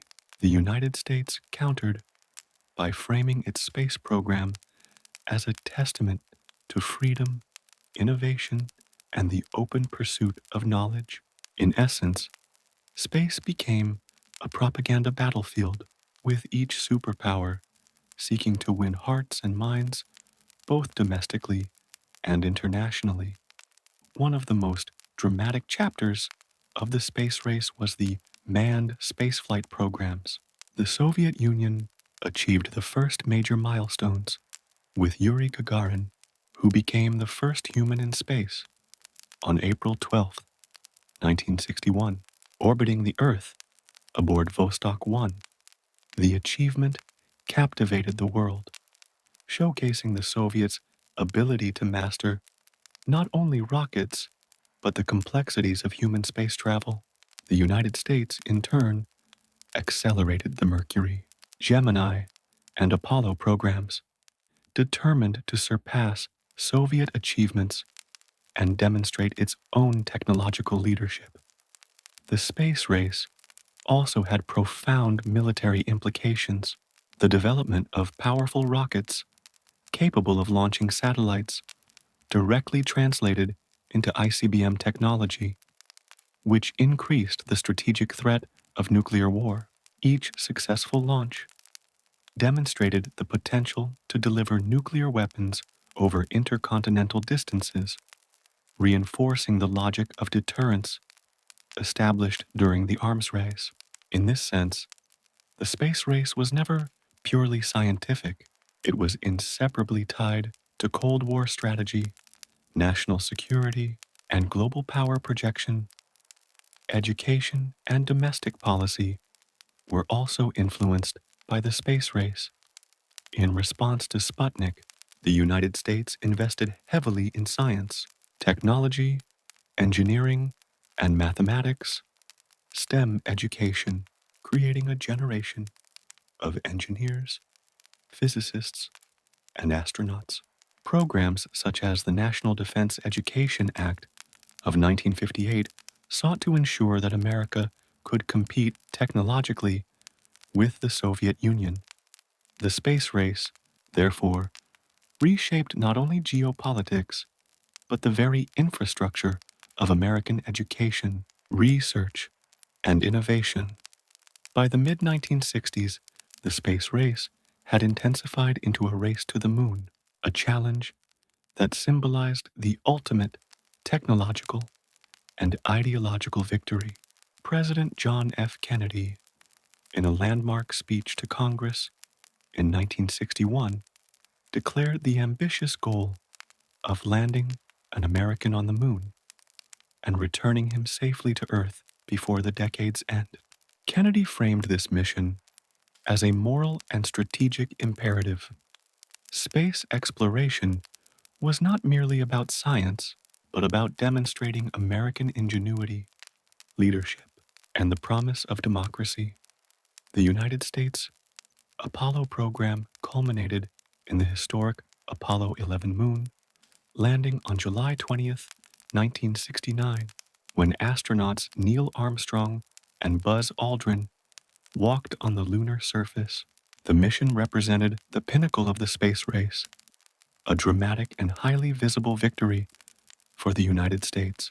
It showcased not only technical mastery, but also the ability of a free society to marshal resources, talent, and vision to achieve extraordinary goals.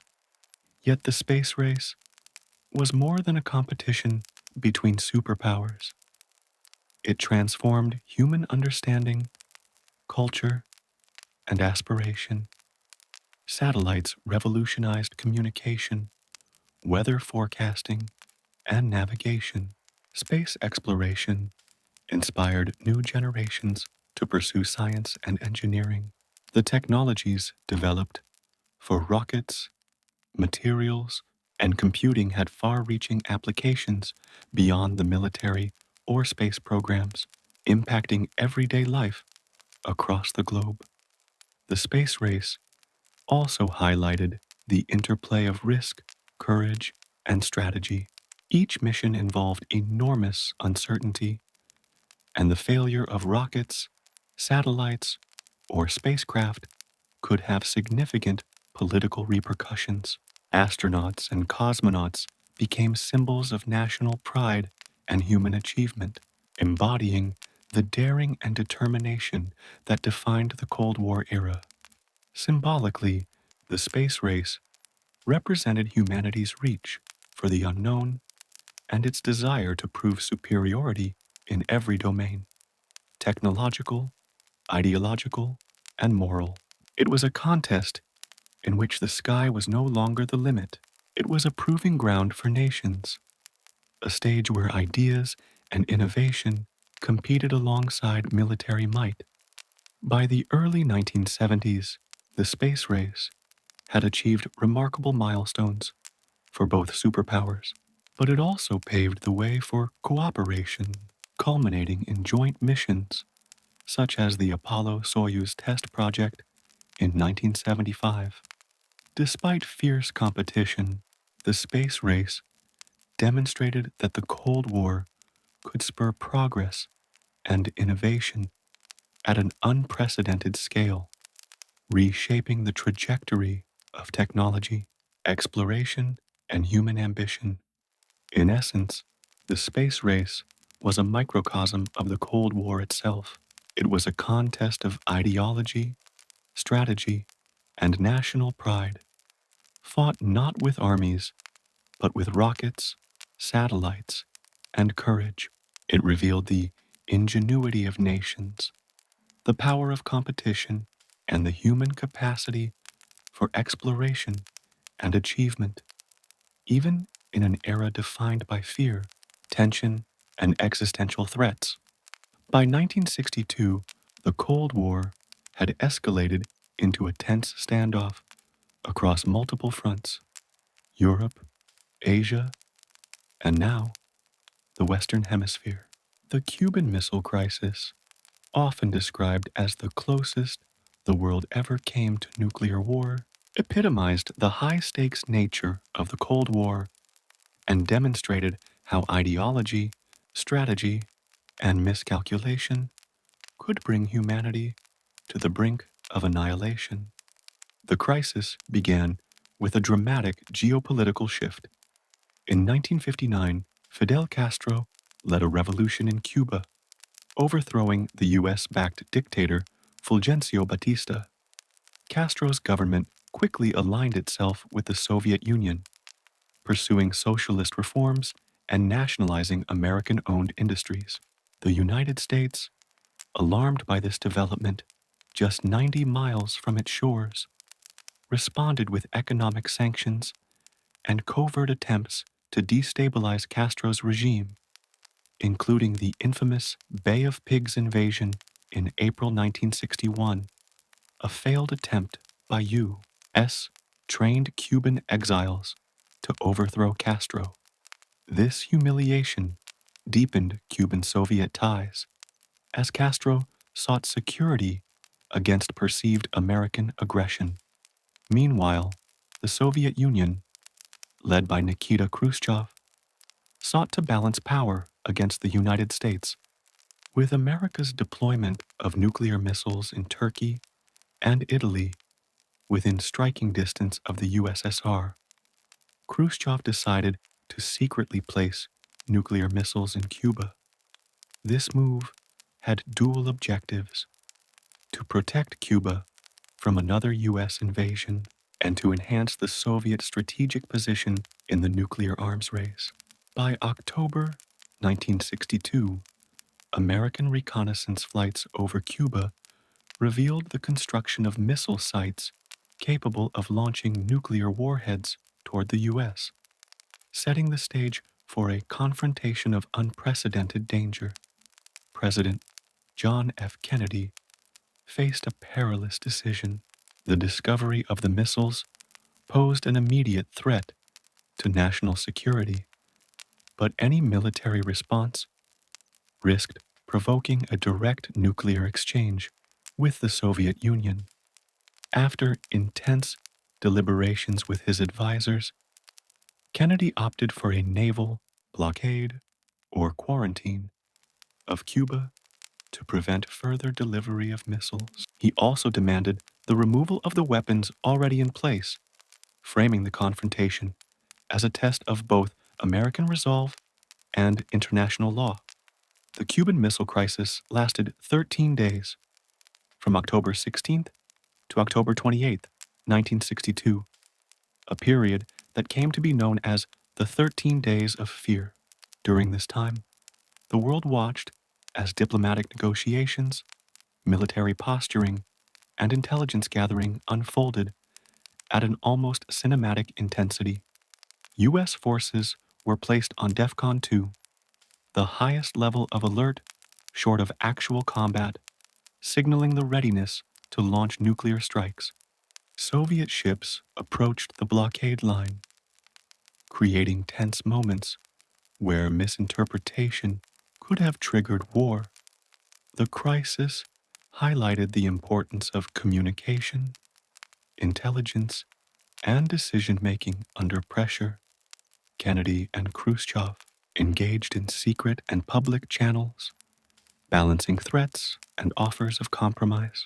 Both leaders understood that miscalculation could result in mutual annihilation.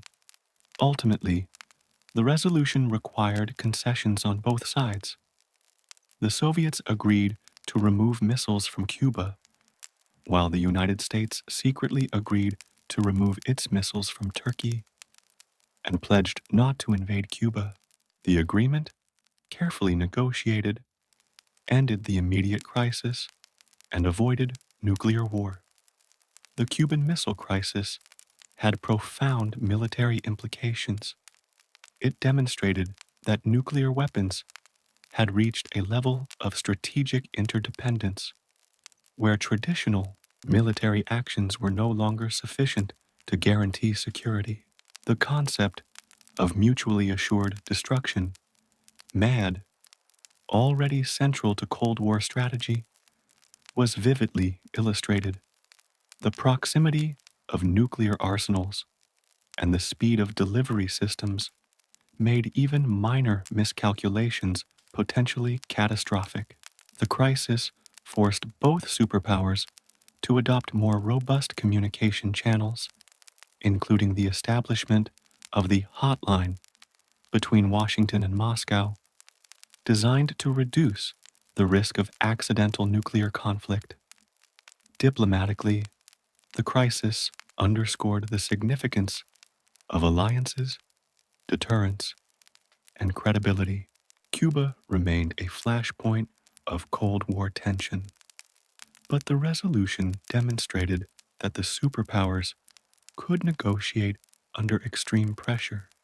It also reinforced the perception that the United States would defend its interests globally, while the Soviet Union learned both the potential and the limits of brinkmanship.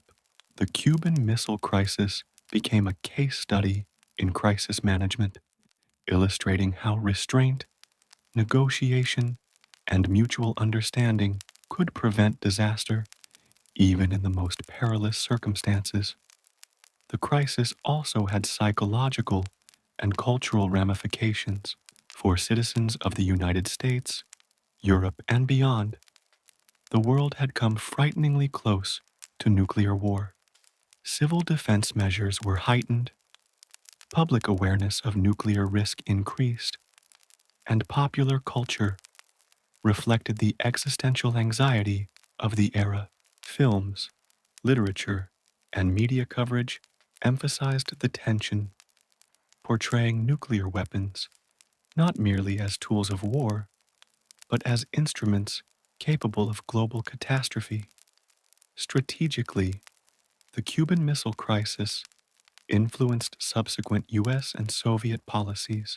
It accelerated arms control negotiations, leading to the 1963 Partial Test Ban Treaty, which prohibited atmospheric nuclear tests, and later discussions aimed at limiting strategic weapons.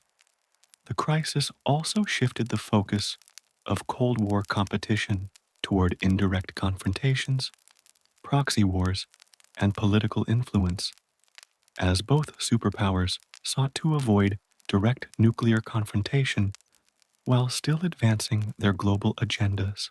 The Cuban Missile Crisis stands as a defining moment in the Cold War because it demonstrated the fragility of global stability in the nuclear age.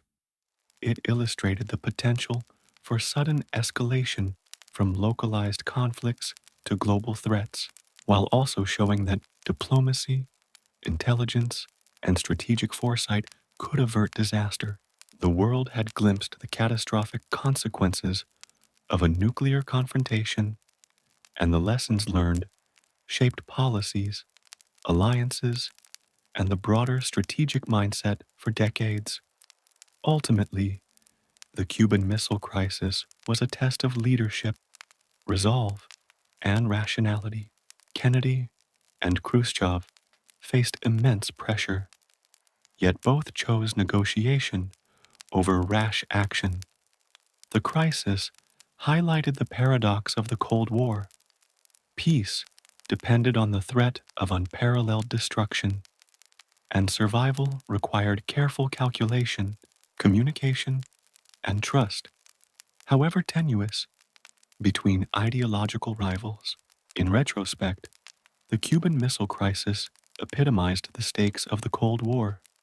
It was a confrontation where ideology, technology, and human decision-making intersected at the highest level. The world had seen how quickly tensions could escalate and how narrowly catastrophe could be avoided. It also reinforced the overarching narrative of the Cold War, a struggle not only for territory or influence, but for the very future of global security and survival. The Vietnam War emerged as one of the most complex and controversial conflicts of the Cold War era, illustrating the interplay of ideology, nationalism, and superpower rivalry. Unlike previous Cold War confrontations fought on European soil or in flashpoints like Korea, Vietnam represented a protracted struggle in Southeast Asia, where the consequences of Cold War policies intersected with local politics, culture, and history. It became a defining moment in American foreign policy and in the global perception of the Cold War itself. The roots of the conflict extend back to the colonial era. Vietnam had been part of French Indochina, and following World War II, the Vietnamese nationalist movement, led by Ho Chi Minh and the Viet Minh, sought independence from French colonial rule. In 1954, after the decisive Battle of Dien Bien Phu, France withdrew, and the Geneva Accords temporarily divided Vietnam at the 17th parallel.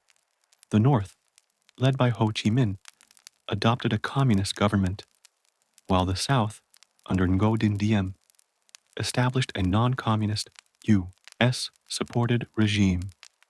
Both leaders claimed legitimacy over the entire country, creating the conditions for an inevitable confrontation.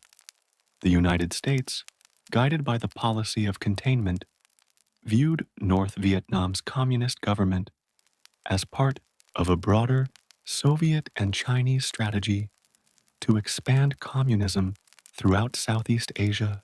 The concept of the domino theory, that the fall of one nation to communism would lead to the successive collapse of its neighbors, justified growing American involvement. Initially, U.S. support consisted of financial aid, military advisors, and training for the South Vietnamese Army, but over time, this escalated into a full-scale military intervention. The early stages of U.S. involvement were marked by counterinsurgency efforts against the Viet Cong, the communist guerrilla fighters operating in South Vietnam. The Viet Cong were highly skilled in asymmetric warfare, using guerrilla tactics such as ambushes, booby traps, and tunnel systems to offset the technological superiority of American and South Vietnamese forces. The dense jungles, challenging terrain, and elusive enemy made conventional military strategies less effective, leading to frustration, high casualties, and a prolonged stalemate. The conflict escalated dramatically after the Gulf of Tonkin incident in 1964, when North Vietnamese torpedo boats allegedly attacked U.S. naval vessels. In response, Congress passed the Gulf of Tonkin Resolution, granting President Lyndon B. Johnson broad authority to conduct military operations in Vietnam. This marked the beginning of large-scale U.S. troop deployment. By 1968, over 500,000 American soldiers were stationed in Vietnam, participating in extensive ground operations, aerial bombardments, and search and destroy missions. Technology played a significant role in the Vietnam War. The United States relied on helicopters for rapid troop movement, B-52 bombers for massive aerial campaigns, and advanced chemical defoliants, such as Agent Orange, to destroy forest cover and agricultural resources used by the Viet Cong. Despite these technological advantages, the U.S. faced a determined and adaptable enemy whose intimate knowledge of the terrain and ability to mobilize local populations challenged conventional military thinking. The Vietnam War also had profound social and cultural implications, particularly in the United States. Televised coverage brought graphic images of combat, destruction, and civilian suffering into American homes for the first time, fueling growing anti-war sentiment. The war became a polarizing issue, sparking widespread protests, political debate, and societal unrest.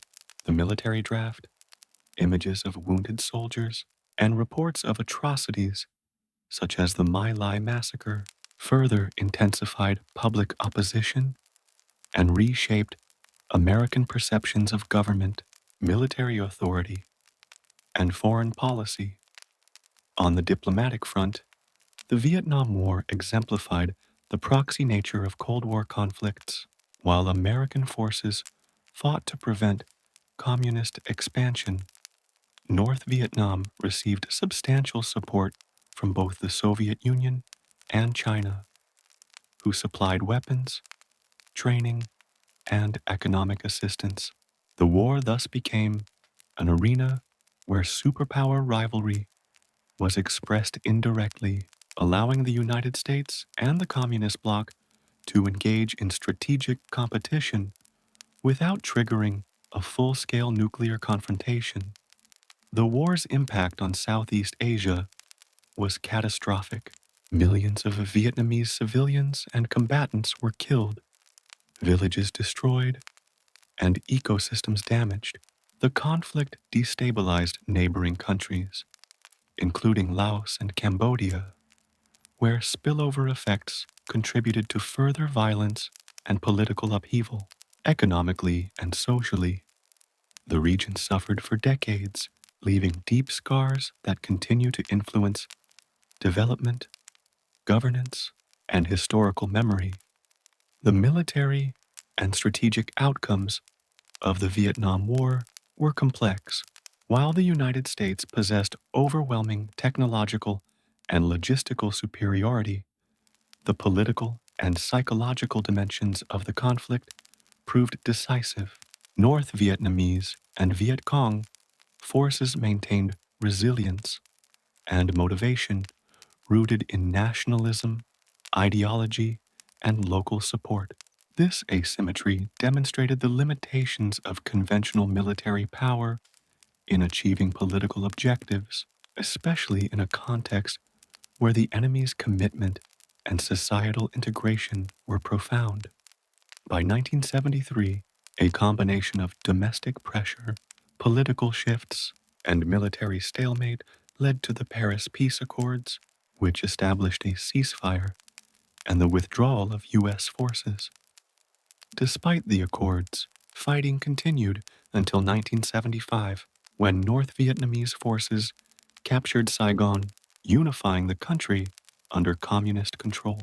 For the United States, the war represented a humiliating and costly lesson, reshaping foreign policy, military strategy, and the public's perception of Cold War engagement.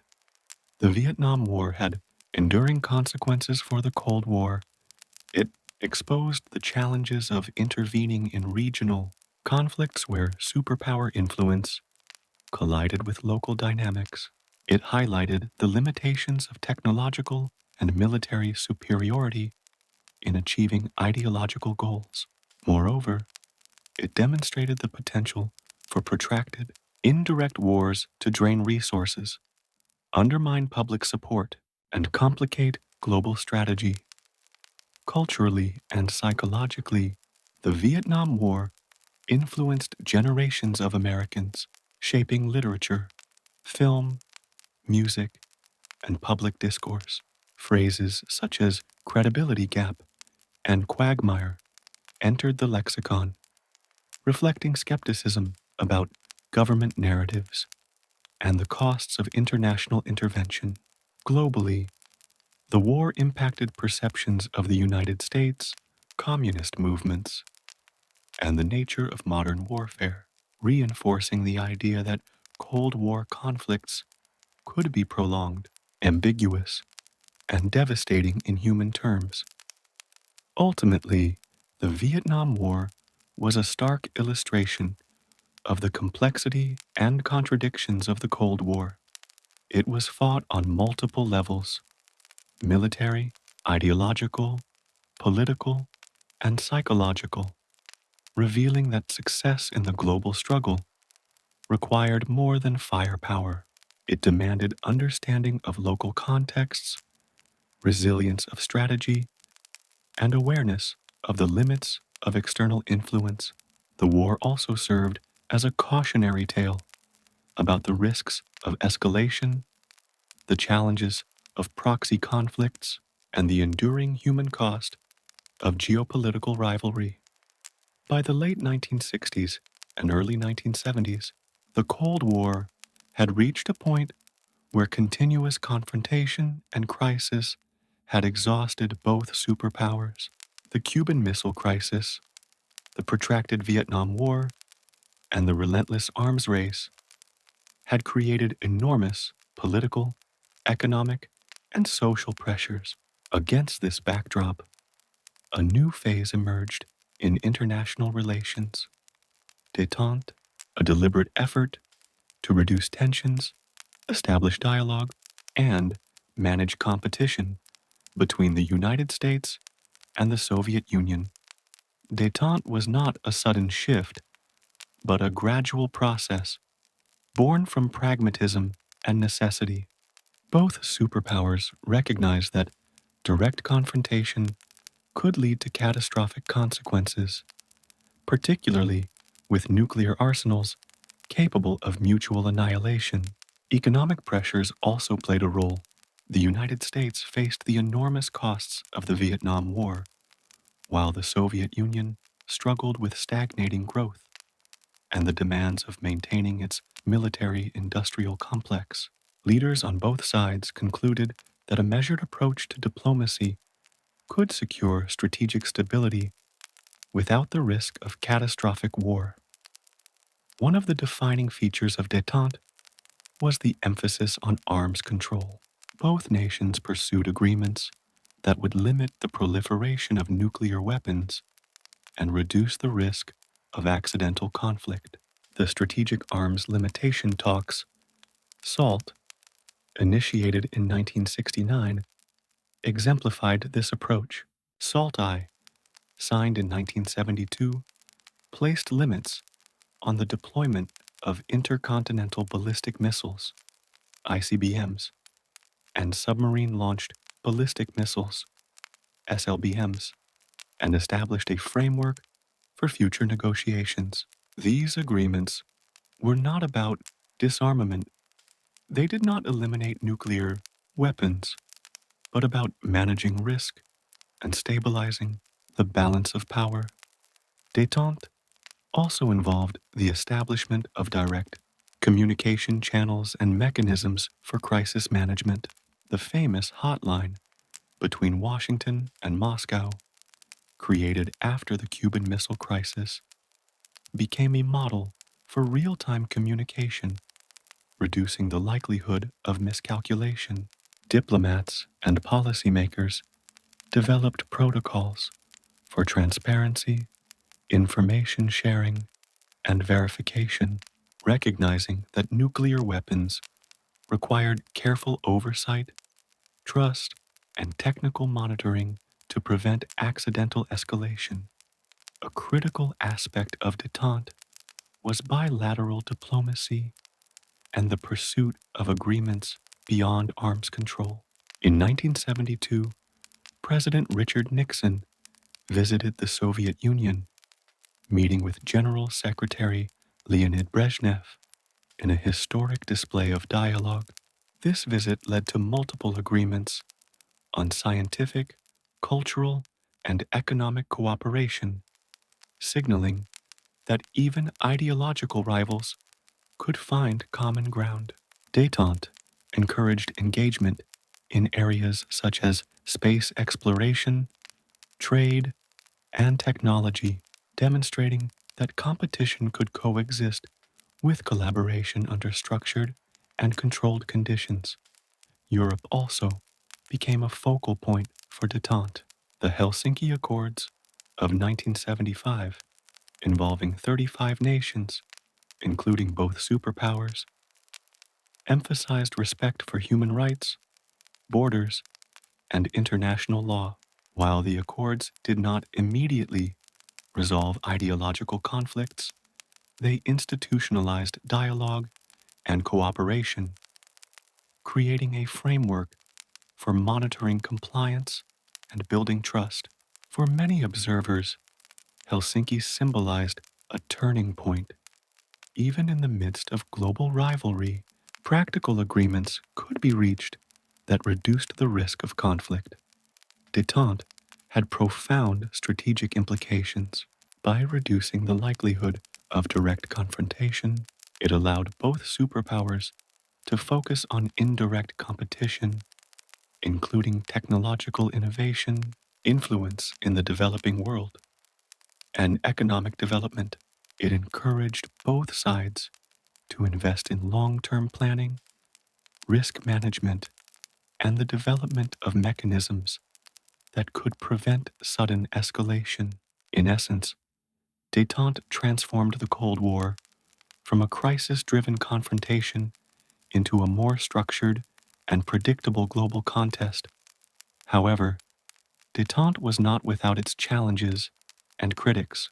Hardliners in both the United States and the Soviet Union viewed engagement with suspicion, arguing that compromise could undermine national security or ideological purity. In the US, critics contended that Détente allowed Soviet influence to expand unchecked in regions such as Africa, the Middle East, and Asia. In the Soviet Union, some feared that concessions on arms control or human rights would weaken their strategic position. These tensions meant that Détente was always fragile, dependent on political will, careful negotiation, and shared recognition of mutual risk.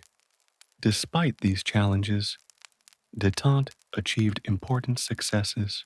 It slowed the arms race, encouraged negotiation over confrontation, and created a precedent for peaceful resolution of disputes. It also fostered a sense of predictability and stability in international relations, allowing governments, businesses, and citizens to operate in a world where superpower competition was less likely to erupt into sudden catastrophe. While tensions remained, Détente illustrated that diplomacy, pragmatism, and dialogue could temper the intensity of ideological rivalry.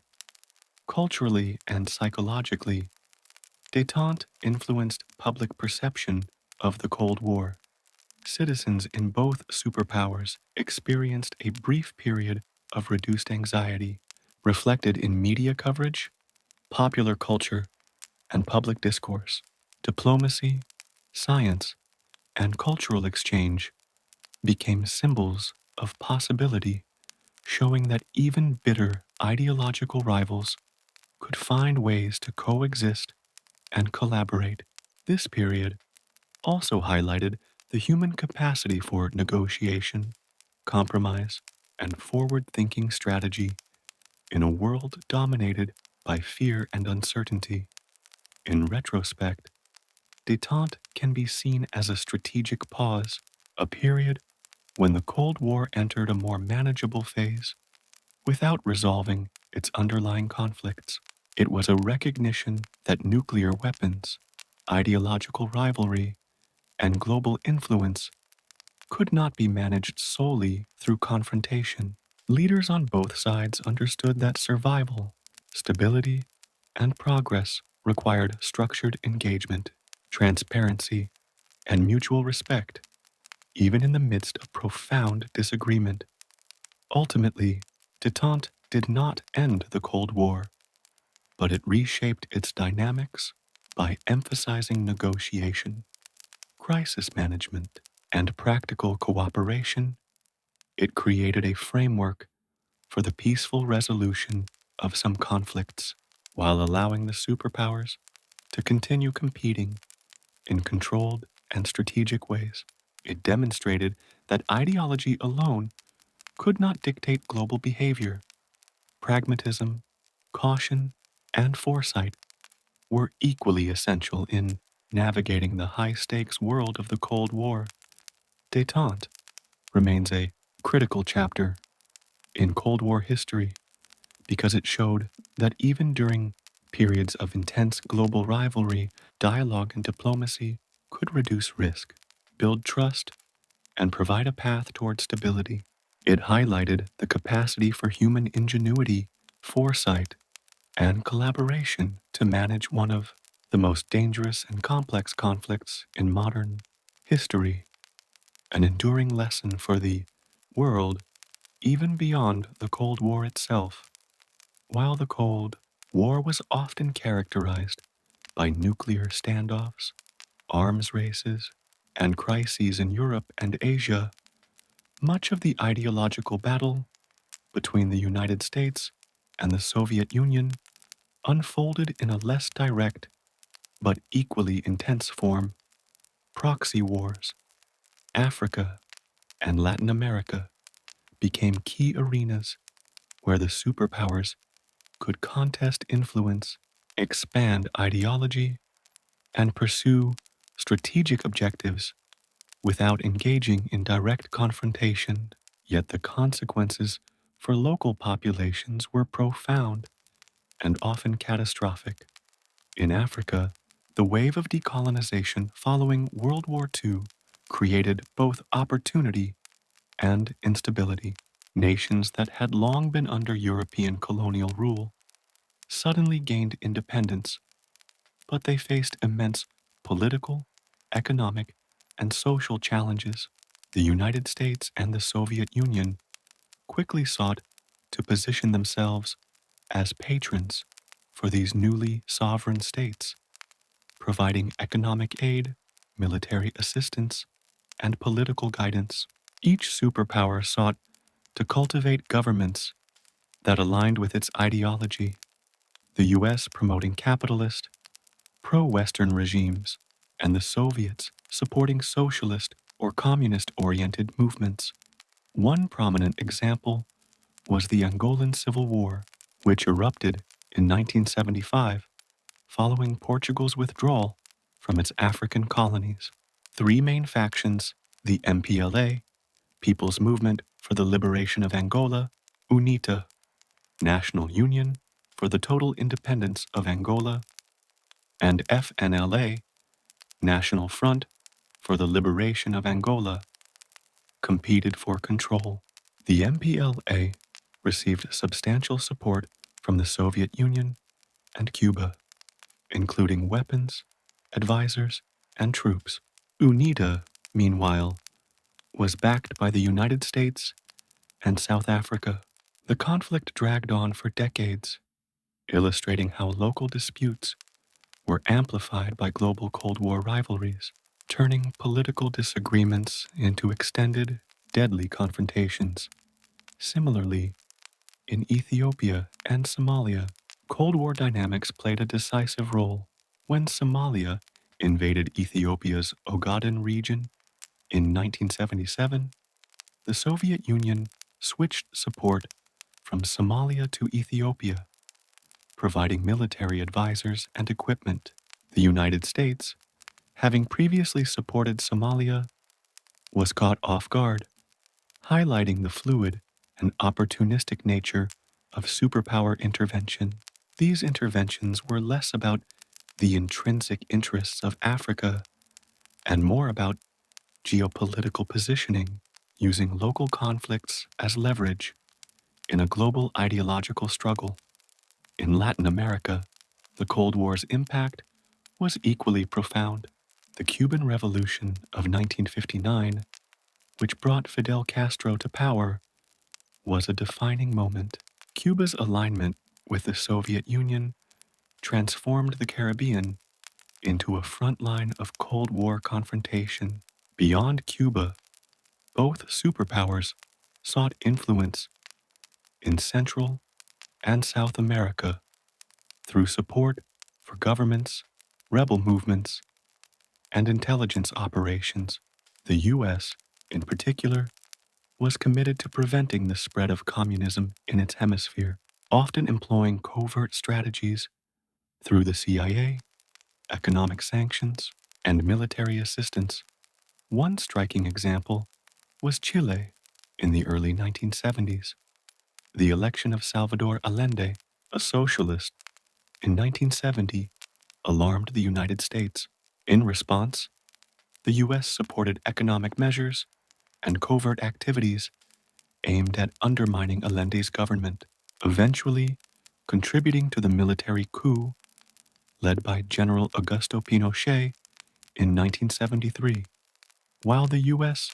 avoided direct military engagement, its political, economic, and covert interventions demonstrated how Cold War pressures could reshape governments, influence policy, and impact human lives. The proxy wars of this era shared several characteristics. First, they often involved asymmetrical warfare, with local actors relying on guerrilla tactics, insurgencies, and unconventional methods, while superpowers supplied weapons, training, and strategic guidance. Second, these conflicts were prolonged, unpredictable, and devastating, producing millions of casualties and extensive displacement. Third, they highlighted the limits of external influence. Superpower support could bolster one faction temporarily, but local dynamics, nationalism, and historical grievances often determined outcomes in ways that neither Washington nor Moscow could fully control. Economically, these interventions were costly for the superpowers. Arms, advisors, and aid programs required substantial investment, and the returns were often uncertain. Yet these proxy wars were seen as necessary to maintain credibility and deterrence. If the United States or the Soviet Union appeared unwilling to support allies or intervene in regional conflicts, it risked weakening its global standing and emboldening adversaries. This strategic logic meant that conflicts in Africa and Latin America, despite seeming peripheral, were treated as central to Cold War competition. Culturally and socially, proxy wars had profound consequences for the countries involved. They often exacerbated existing ethnic, religious, and political tensions, leaving societies deeply divided in Angola, Mozambique, and Nicaragua. The legacies of these wars shaped governance, development, and social cohesion for decades. Families were displaced, economies were disrupted, and infrastructure destroyed. Proxy wars illustrated the human cost of superpower rivalry, revealing that the Cold War was not an abstract struggle of ideologies, but a lived experience with tangible consequences for millions.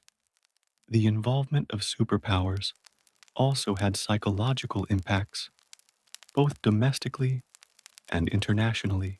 For citizens in Africa and Latin America, the presence of foreign-backed military operations, intelligence agencies, and covert interventions created an environment of fear, suspicion, and instability. For populations in the United States and the Soviet Union, news of distant conflicts contributed to perceptions of global responsibility, ideological struggle, and moral obligation. Propaganda and media coverage framed these wars as battlegrounds in the larger contest of freedom versus oppression, democracy versus communism.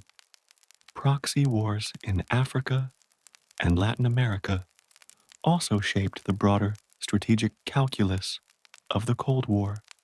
They allowed the superpowers to test military strategies, experiment with unconventional warfare, and project power globally without engaging in direct confrontation. Lessons learned from these conflicts influenced military doctrine, intelligence operations, and foreign policy decisions in other regions, from Southeast Asia to the Middle East. Despite their strategic logic, proxy wars were ethically complex and controversial. The human cost was staggering, often overlooked in global discussions dominated by nuclear threats and superpower diplomacy. Millions of lives were affected by violence, famine, and displacement, highlighting the paradox of Cold War strategy. Conflicts fought in the name of ideological struggle often caused profound suffering among those least able to influence global politics. Ultimately, proxy wars in Africa and Latin America were a defining feature of the Cold War's global dimension. They illustrated that ideological rivalry extended far beyond Europe or nuclear brinkmanship, touching societies on every continent. These conflicts revealed the intersection of local and global dynamics, the interplay of ideology and pragmatism, and the profound human consequences of superpower competition. Through these proxy wars, the Cold War became not only a struggle for power, territory, and ideology, but also a contest over the hearts, minds, and futures of entire nations, where the stakes were as real for ordinary people in Angola, Chile, or Nicaragua as they were for policymakers in Washington or Moscow. Espionage became one of the most critical, shadowy battlegrounds of the Cold War, while nuclear weapons and proxy wars defined public perception. The intelligence war was hidden, continuous, and often decisive, shaping events without ever being fully visible. The United States and the Soviet Union invested heavily in intelligence agencies such as the CIA and the KGB, seeking information, undermining enemies, and manipulating global events in secret. The CIA, created in 1947 under the National Security Act, focused on gathering intelligence, conducting covert operations, and influencing political outcomes worldwide, from supporting coups in Iran, 1953, and Guatemala, 1954, to covertly funding anti-communist insurgencies. The CIA became a central instrument of U.S. Cold War strategy. These operations aimed to protect American interests, promote capitalist allies, and prevent the spread of communism, often behind a veil of secrecy. The Soviet KGB, on the other hand, operated both domestically and internationally. Its priorities included counterintelligence, espionage, and ideological enforcement. KGB agents infiltrated Western governments, industrial sectors, and military organizations, gathering information and subtly shaping global perception. Notable operations included efforts to recruit spies within the Manhattan Project and penetration of Western intelligence agencies, contributing to the constant tension of mistrust and suspicion. Espionage during the Cold War relied on a mix of human intelligence, HUMINT, and technological surveillance, SIGINT. The U-2 spy plane program, for example, allowed the United States to photograph Soviet installations from high altitudes, providing crucial insight into missile capabilities. Satellites later enhanced these capabilities, ushering in the era of space-based intelligence. Meanwhile, double agents, defectors, and coded communications became central tools in the ongoing psychological and strategic struggle. Espionage also had a cultural and psychological dimension. The public imagination was captivated by spies like Aldrich Ames, Kim Philby, and the Rosenbergs, whose activities fueled narratives of betrayal, paranoia, and intrigue.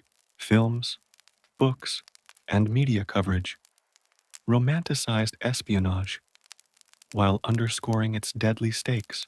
In effect, the intelligence war was not only strategic but symbolic, a reflection of the global tension between secrecy, ideology, and survival. Ultimately, espionage shaped the Cold War profoundly. It allowed superpowers to project power indirectly, anticipate enemy actions, and protect strategic advantages, while simultaneously fueling mistrust, fear, and political maneuvering. Without intelligence agencies, the Cold War's balance of power would have been far less controlled, far more chaotic, and potentially far more dangerous. Few symbols capture the essence of the Cold War, like the Berlin Wall, which physically and ideologically divided Germany from 1961 to 1989. Germany had been split into East and West after World War II, reflecting broader superpower divisions. The Western sector, supported by the United States, Britain, and France, became a capitalist hub, while the Soviet-controlled East embraced socialism under the German Democratic Republic, GDR. The division created tension, migration crises, and propaganda battles. Millions of East Germans fled to the West, undermining the East German economy and embarrassing the Soviet-aligned regime. In response, the East German government, with Soviet support, constructed the Berlin Wall in August 1961, an imposing structure of concrete, barbed wire, and guard towers designed to stop the exodus and cement the division. The wall was more than a physical barrier. It symbolized the ideological confrontation of the Cold War. West, Berlin became a showcase for the Western prosperity and freedom, while East Berlin exemplified communist control and surveillance. Checkpoints like Checkpoint Charlie became stages for tense standoffs, representing the broader global standoff between NATO and the Warsaw Pact. The Berlin Wall also had significant human consequences. Families were divided, and individuals were trapped by political geography. Attempts to cross the wall resulted in hundreds of deaths, illustrating the cost of ideological rigidity and the lengths to which governments would go to preserve power. Escape tunnels, hot air balloons, and daring crossings became legendary, highlighting both human ingenuity and desperation. Politically, the wall stabilized East Germany for the Soviets, but also became a point of international diplomacy and tension. U.S. presidents, from Kennedy to Reagan, repeatedly emphasized freedom for Berliners, using rhetoric to reinforce the global ideological divide. The wall became a focal point of Cold War confrontation, propaganda, and symbolism for nearly 3 decades until its fall in 1989 marked the beginning of German reunification and the collapse of Soviet influence in Eastern Europe. One of the defining aspects of the Cold War was the nuclear arms race, a competition for technological supremacy and strategic dominance between the United States and the Soviet Union. From the first atomic bombs in 1945 to the development of sophisticated intercontinental ballistic missiles, ICBMs, nuclear weapons shaped every dimension of Cold War strategy, diplomacy, and public consciousness. Both superpowers raced to build larger, more destructive arsenals. The United States detonated the hydrogen bomb in 1952, and the Soviet Union followed with its own in 1953. Each new development intensified the sense of urgency and fear, with the ability to destroy entire cities and even nations. The concept of mutually assured destruction, MAD, emerged. MAD assumed that neither side would initiate a nuclear strike because it would guarantee the complete annihilation of both the attacker and the defender, creating a precarious balance of terror. This arms race influenced military strategy, global politics, and domestic life. Both nations invested heavily in research production, and deployment, creating elaborate systems of missile silos, submarines, and bombers capable of delivering nuclear payloads worldwide. Public awareness of this threat led to civil defense measures, including fallout shelters, evacuation drills, and education programs in schools, embedding the fear of nuclear war into the consciousness of entire generations. The arms race also had diplomatic consequences. Negotiations such as the Partial Test Ban Treaty 1963 and the Strategic Arms Limitation Talks SALT I 1972 emerged as attempts to slow the pace of escalation, manage risk, and establish stability. These agreements were limited, but they reflected the recognition that nuclear war would be catastrophic, necessitating a cautious dialogue even amidst intense rivalry. In addition to the strategic and political dimensions, the nuclear arms race shaped culture and psychology. Fear, paranoia, and existential anxiety permeated literature, film, and media. Phrases like duck and cover and imagery of mushroom clouds became symbolic of the constant, looming threat. The arms race underscored the paradox of the Cold War. Immense technological and destructive power existed alongside carefully managed restraint. Ultimately, the nuclear arms race and the doctrine of MAD became central to the Cold War's logic. By ensuring that the cost of a nuclear conflict was unthinkable, both superpowers avoided direct confrontation, even while engaging in proxy wars, espionage, and global competition. It was a delicate, high-stakes balance that defined the era and shaped international relations for decades. Beyond its local consequences, the Vietnam War had far-reaching implications for the global perception of the Cold War. The United States' involvement highlighted the limits of military intervention, the challenges of asymmetrical warfare, and the unpredictable nature of ideological conflict in distant regions. It also influenced strategies, policies, and public opinion around the world. The conflict demonstrated the complexity of supporting allied governments in regions where nationalist movements intersected with communist ideology. Local dynamics, cultural understanding, and historical grievances often outweighed the influence of superpowers. This was evident in Vietnam, where the U.S. military presence, technological superiority, and extensive bombing campaigns failed to defeat a highly motivated, decentralized insurgency. Globally, the war damaged the credibility of the United States in the eyes of many nations. Anti-war movements in Europe, Asia, and Latin America portrayed America as overreaching and aggressive, undermining its moral and ideological authority. At the same time, communist powers used the war as a propaganda tool, emphasizing the resilience of anti-imperialist forces and presenting themselves as supporters of global liberation struggles. Vietnam also reshaped military doctrine and foreign policy.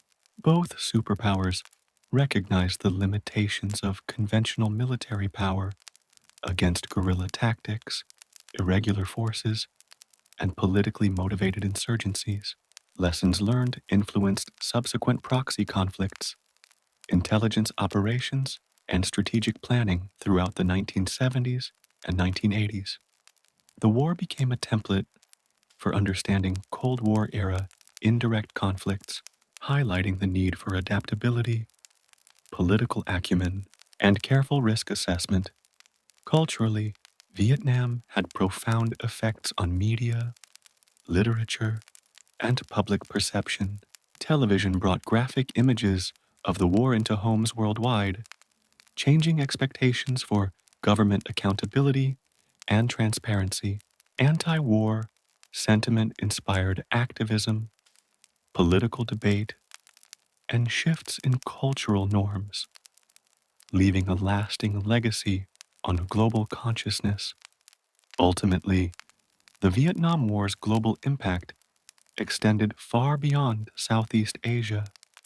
It shaped Cold War strategy, demonstrated the risks of intervention, and influenced international politics, military doctrine, and public opinion for decades, illustrating that local conflicts could have profound global repercussions. While Korea and Vietnam were central battlegrounds, the Cold War also shaped the politics, conflicts, and alliances of other Asian nations, from China and India to Afghanistan and Southeast Asia. The superpowers sought to expand influence, secure strategic advantages, and prevent ideological encroachment. China played a dual role as both a participant and an influencer. After the Communist Revolution in 1949, China aligned with the Soviet Union, supporting North Korea, North Vietnam, and communist insurgencies across the region. However, the Sino-Soviet split in the late 1950s and early 1960s introduced new complexities as China pursued its own revolutionary agenda, sometimes cooperating with the United States indirectly to counter Soviet influence. In South Asia, the Cold War shaped conflicts and alliances. India, with its non-aligned stance, received Soviet support during wars with Pakistan, while the United States supported Pakistan as a regional counterbalance. Afghanistan, meanwhile, became a major Cold War flashpoint in the late 1970s, when Soviet intervention sparked resistance from US-backed Mujahideen fighters, foreshadowing the globalized nature of proxy warfare. Elsewhere in Southeast Asia, countries like Laos, Cambodia, and Indonesia became arenas for ideological struggle. Communist insurgencies, military coups, and U.S. intervention underscored the pervasive reach of Cold War influence, demonstrating that regional instability often reflected superpower competition rather than purely local dynamics. The Cold War in Asia thus extended far beyond Korea and Vietnam. It was a complex web of alliances, interventions, and ideological competition involving conventional warfare, covert operations, and economic influence. The superpowers' strategies had enduring effects on political structures, economies, and societies, illustrating the global reach and multifaceted nature of Cold War rivalry. Propaganda and media were essential weapons in the Cold War, shaping perceptions, influencing public opinion, and reinforcing ideological divides. Both the United States and the Soviet Union understood that the struggle was not only military or political, it was also cultural and psychological, fought through messages, imagery, and narratives designed to persuade, intimidate, and inspire. In the United States, propaganda emphasized freedom, democracy, and capitalist prosperity. Radio broadcasts, films, literature, and newspapers depicted the Soviet Union as repressive, totalitarian, and a threat to global stability. The Voice of America, founded in 1942 but expanded during the Cold War, broadcast news and cultural programming behind the Iron Curtain, targeting Soviet and Eastern European audiences with information meant to challenge official state narratives. The Soviet Union employed similar techniques. State-controlled media promoted communist ideology, highlighting the successes of socialism, the dangers of Western imperialism, and the supposed moral failings of capitalism. The USSR used propaganda to maintain domestic loyalty and project influence abroad, supporting satellite states and revolutionary movements with messaging that emphasized equality, anti-colonialism, and the inevitability of socialist victory. Propaganda also extended into everyday life. Schools, cultural institutions, and entertainment were used to inculcate ideology. In the US, textbooks, films, and comics warned of communist infiltration and promoted patriotic duty. In the USSR, art, literature, and film glorified the state, collective achievement, and the heroic role of workers and soldiers. Both sides sought to shape not only opinion, but identity, instilling a worldview aligned with ideological goals. Technological advancements amplified propaganda. Television, radio, and print media allowed messages to reach unprecedented numbers of people. International news coverage, including the Vietnam War and the Cuban Missile Crisis, highlighted the power of media to influence perceptions of morality, legitimacy, and global leadership. Visual imagery, such as images of refugees, nuclear tests, or military parades, became symbols of ideological struggle, influencing domestic morale and international opinion. The cultural dimension of the Cold War also fueled creativity. Literature, theater, and film often reflected anxiety, mistrust, and existential threat. Spy novels, dystopian fiction, and political satire mirrored the tension between superpowers, making propaganda both a tool and a source of inspiration. Ultimately, propaganda shaped the psychological battlefield of the Cold War. It reinforced ideological divides, influenced policy, and mobilized populations, while nuclear weapons and proxy wars represented physical confrontation. Propaganda ensured the conflict reached hearts, minds, and imaginations worldwide, making it a total struggle for influence and perception.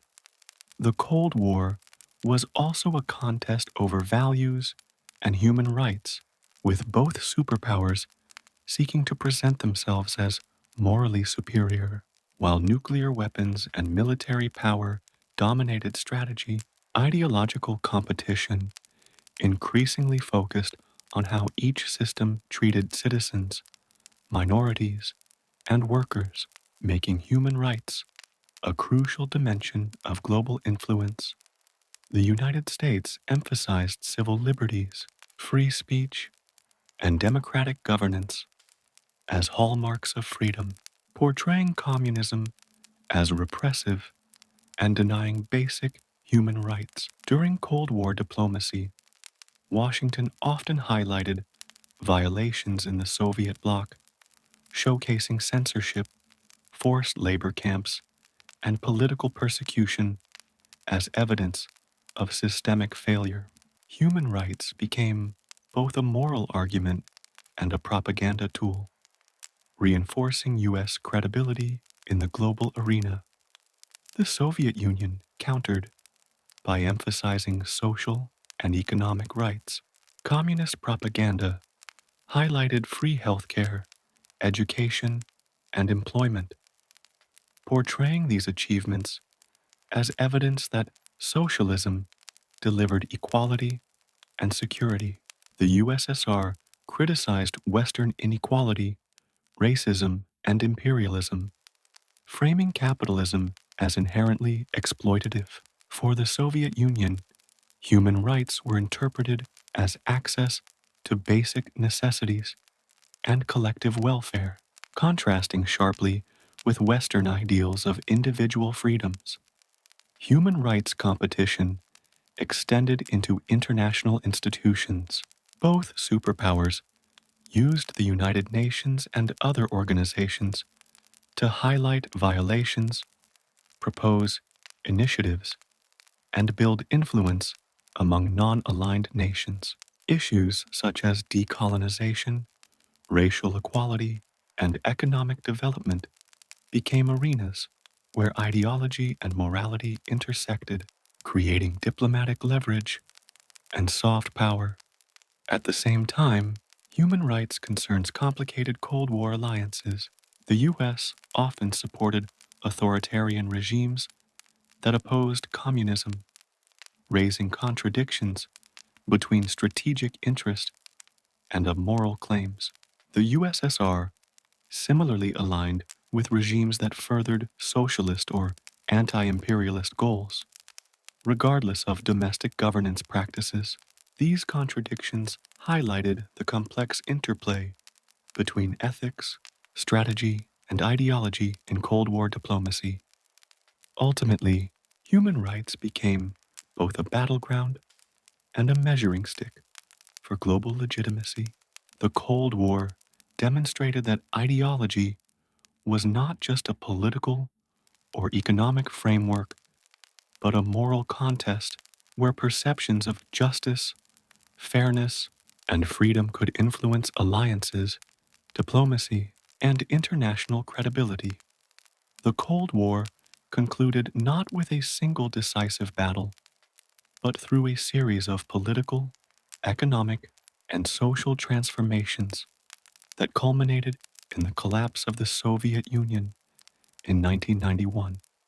The decline of the USSR reflected both internal weaknesses and the pressures of sustained global competition, marking the end of decades of tension and rivalry. Economic stagnation was central. By the 1980s, the Soviet economy struggled with inefficiency, corruption, and the costs of maintaining a vast military-industrial complex. Resources devoted to supporting client states, proxy wars, and nuclear arsenals strained domestic priorities. Consumer goods were scarce, and living standards lagged behind Western nations, fueling public dissatisfaction. Politically, reform efforts such as Mikhail Gorbachev's policies of perestroika, restructuring, and glasnost, openness, attempted to revitalize the USSR. Perestroika aimed to modernize the economy, while glasnost encouraged political transparency and freedom of expression. While these reforms were intended to strengthen the system, they unleashed forces of political dissent, nationalism, and demands for autonomy in republics across the Soviet Union. Internationally, detent and arms control had eased tensions, but economic and ideological competition persisted. The arms race, space programs, and global influence campaigns had exhausted the Soviet system, while the United States economy and technological innovation surged. The cumulative pressure of prolonged Cold War competition revealed the unsustainability of the Soviet model in a rapidly changing world. By 1989, communist regimes across Eastern Europe collapsed, culminating in the fall of the Berlin Wall, symbolizing the erosion of Soviet control. Nationalist movements and democratic reforms spread, leaving the USSR isolated and increasingly fragile. In December 1991, the Soviet Union formally dissolved, ending the Cold War era and marking a profound geopolitical realignment. The end of the Cold War demonstrated the limits of ideology and the power of economic, political, and social forces. It highlighted how internal reform, public pressure, and global competition could converge to transform the international order. The collapse of the Soviet Union reshaped alliances, prompted military restructuring, and ushered in a new era of U.S. global influence while leaving lasting lessons about the challenges of sustaining ideological and geopolitical dominance. The Cold War's legacy is profound, shaping international relations, military strategy, and global culture long after the superpowers' confrontation ended. The ideological, political, and technological battles of this era left enduring marks on nations, societies, and individuals. One of the most significant legacies is the geopolitical landscape it created. NATO and the Warsaw Pact shaped alliances and defense policies for decades. Even after the Warsaw Pact dissolved, NATO remained, adapting to new threats.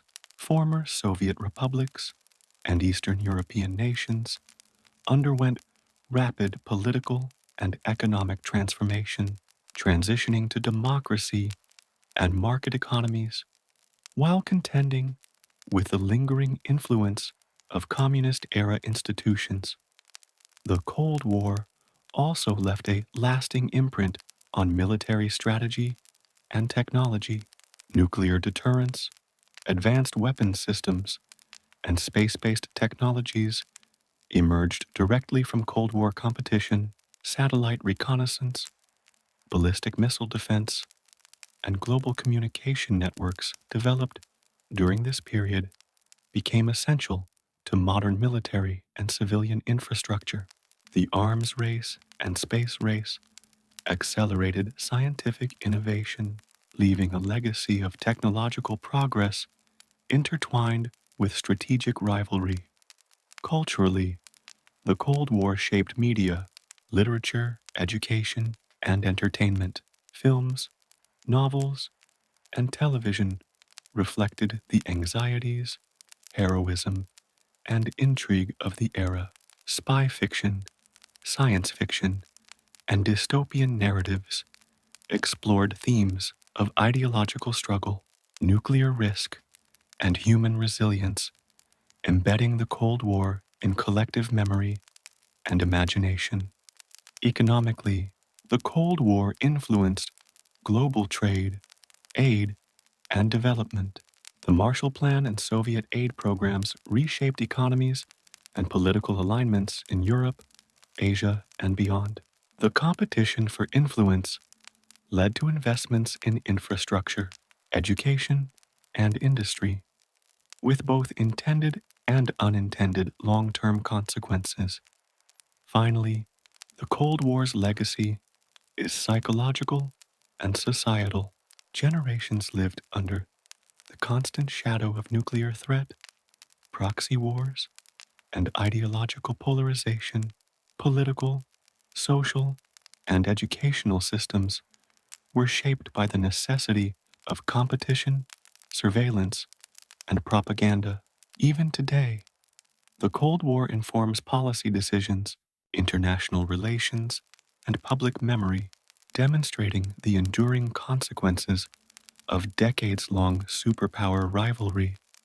The Cold War offers enduring lessons about diplomacy, strategy, and human behavior in an era of global tension. First, it underscores the importance of restraint and communication. Crises like the Cuban Missile Crisis illustrate that rational decision-making, dialogue, and negotiation can prevent catastrophic outcomes, even under immense pressure. Second, the Cold War demonstrates the dangers and limits of ideological rigidity. Both superpowers invested heavily in demonstrating superiority, often exacerbating conflict and ignoring local realities. Modern policymakers can learn from the costs of inflexible approaches that prioritize ideology over practical solutions. Third, the era highlights the value of indirect influence and proxy engagement, but also its ethical and humanitarian implications. Conflicts in Africa, Latin America, and Asia remind us that external intervention can have unintended consequences, particularly for vulnerable populations. Finally, The Cold War emphasizes the interplay between technology, strategy, and global perception. Nuclear weapons, satellites, and intelligence networks shaped both security and diplomacy. In today's world of cyber warfare, space competition, and emerging technologies, these lessons remain relevant, demonstrating the need for foresight, regulation, and international cooperation. Understanding the Cold War's complexities helps leaders navigate contemporary tensions, avoid escalation, and prioritize solutions that balance power with ethics, diplomacy, and human welfare. The Cold War was a struggle that shaped the 20th century, blending ideology, technology, diplomacy, and human ambition. From nuclear brinkmanship to proxy wars, espionage, and the space race, it was a contest that left the world profoundly transformed. Nations were divided, alliances forged, and human lives profoundly affected, all under the shadow of potential catastrophe. Its lessons endure. The era shows the importance of communication, the dangers of unchecked escalation, and the ways ideology can both inspire and divide. It reminds us that even in conflict, diplomacy, negotiation, and careful strategy can avert disaster. The Cold War was more than a historical period. It was a mirror of human ingenuity, fear, and resilience in the face of extraordinary global challenges. Now, with a smile on your face, you will have a good understanding of the American Cold War and a good night's sleep. Goodbye, dear friend. See you next time.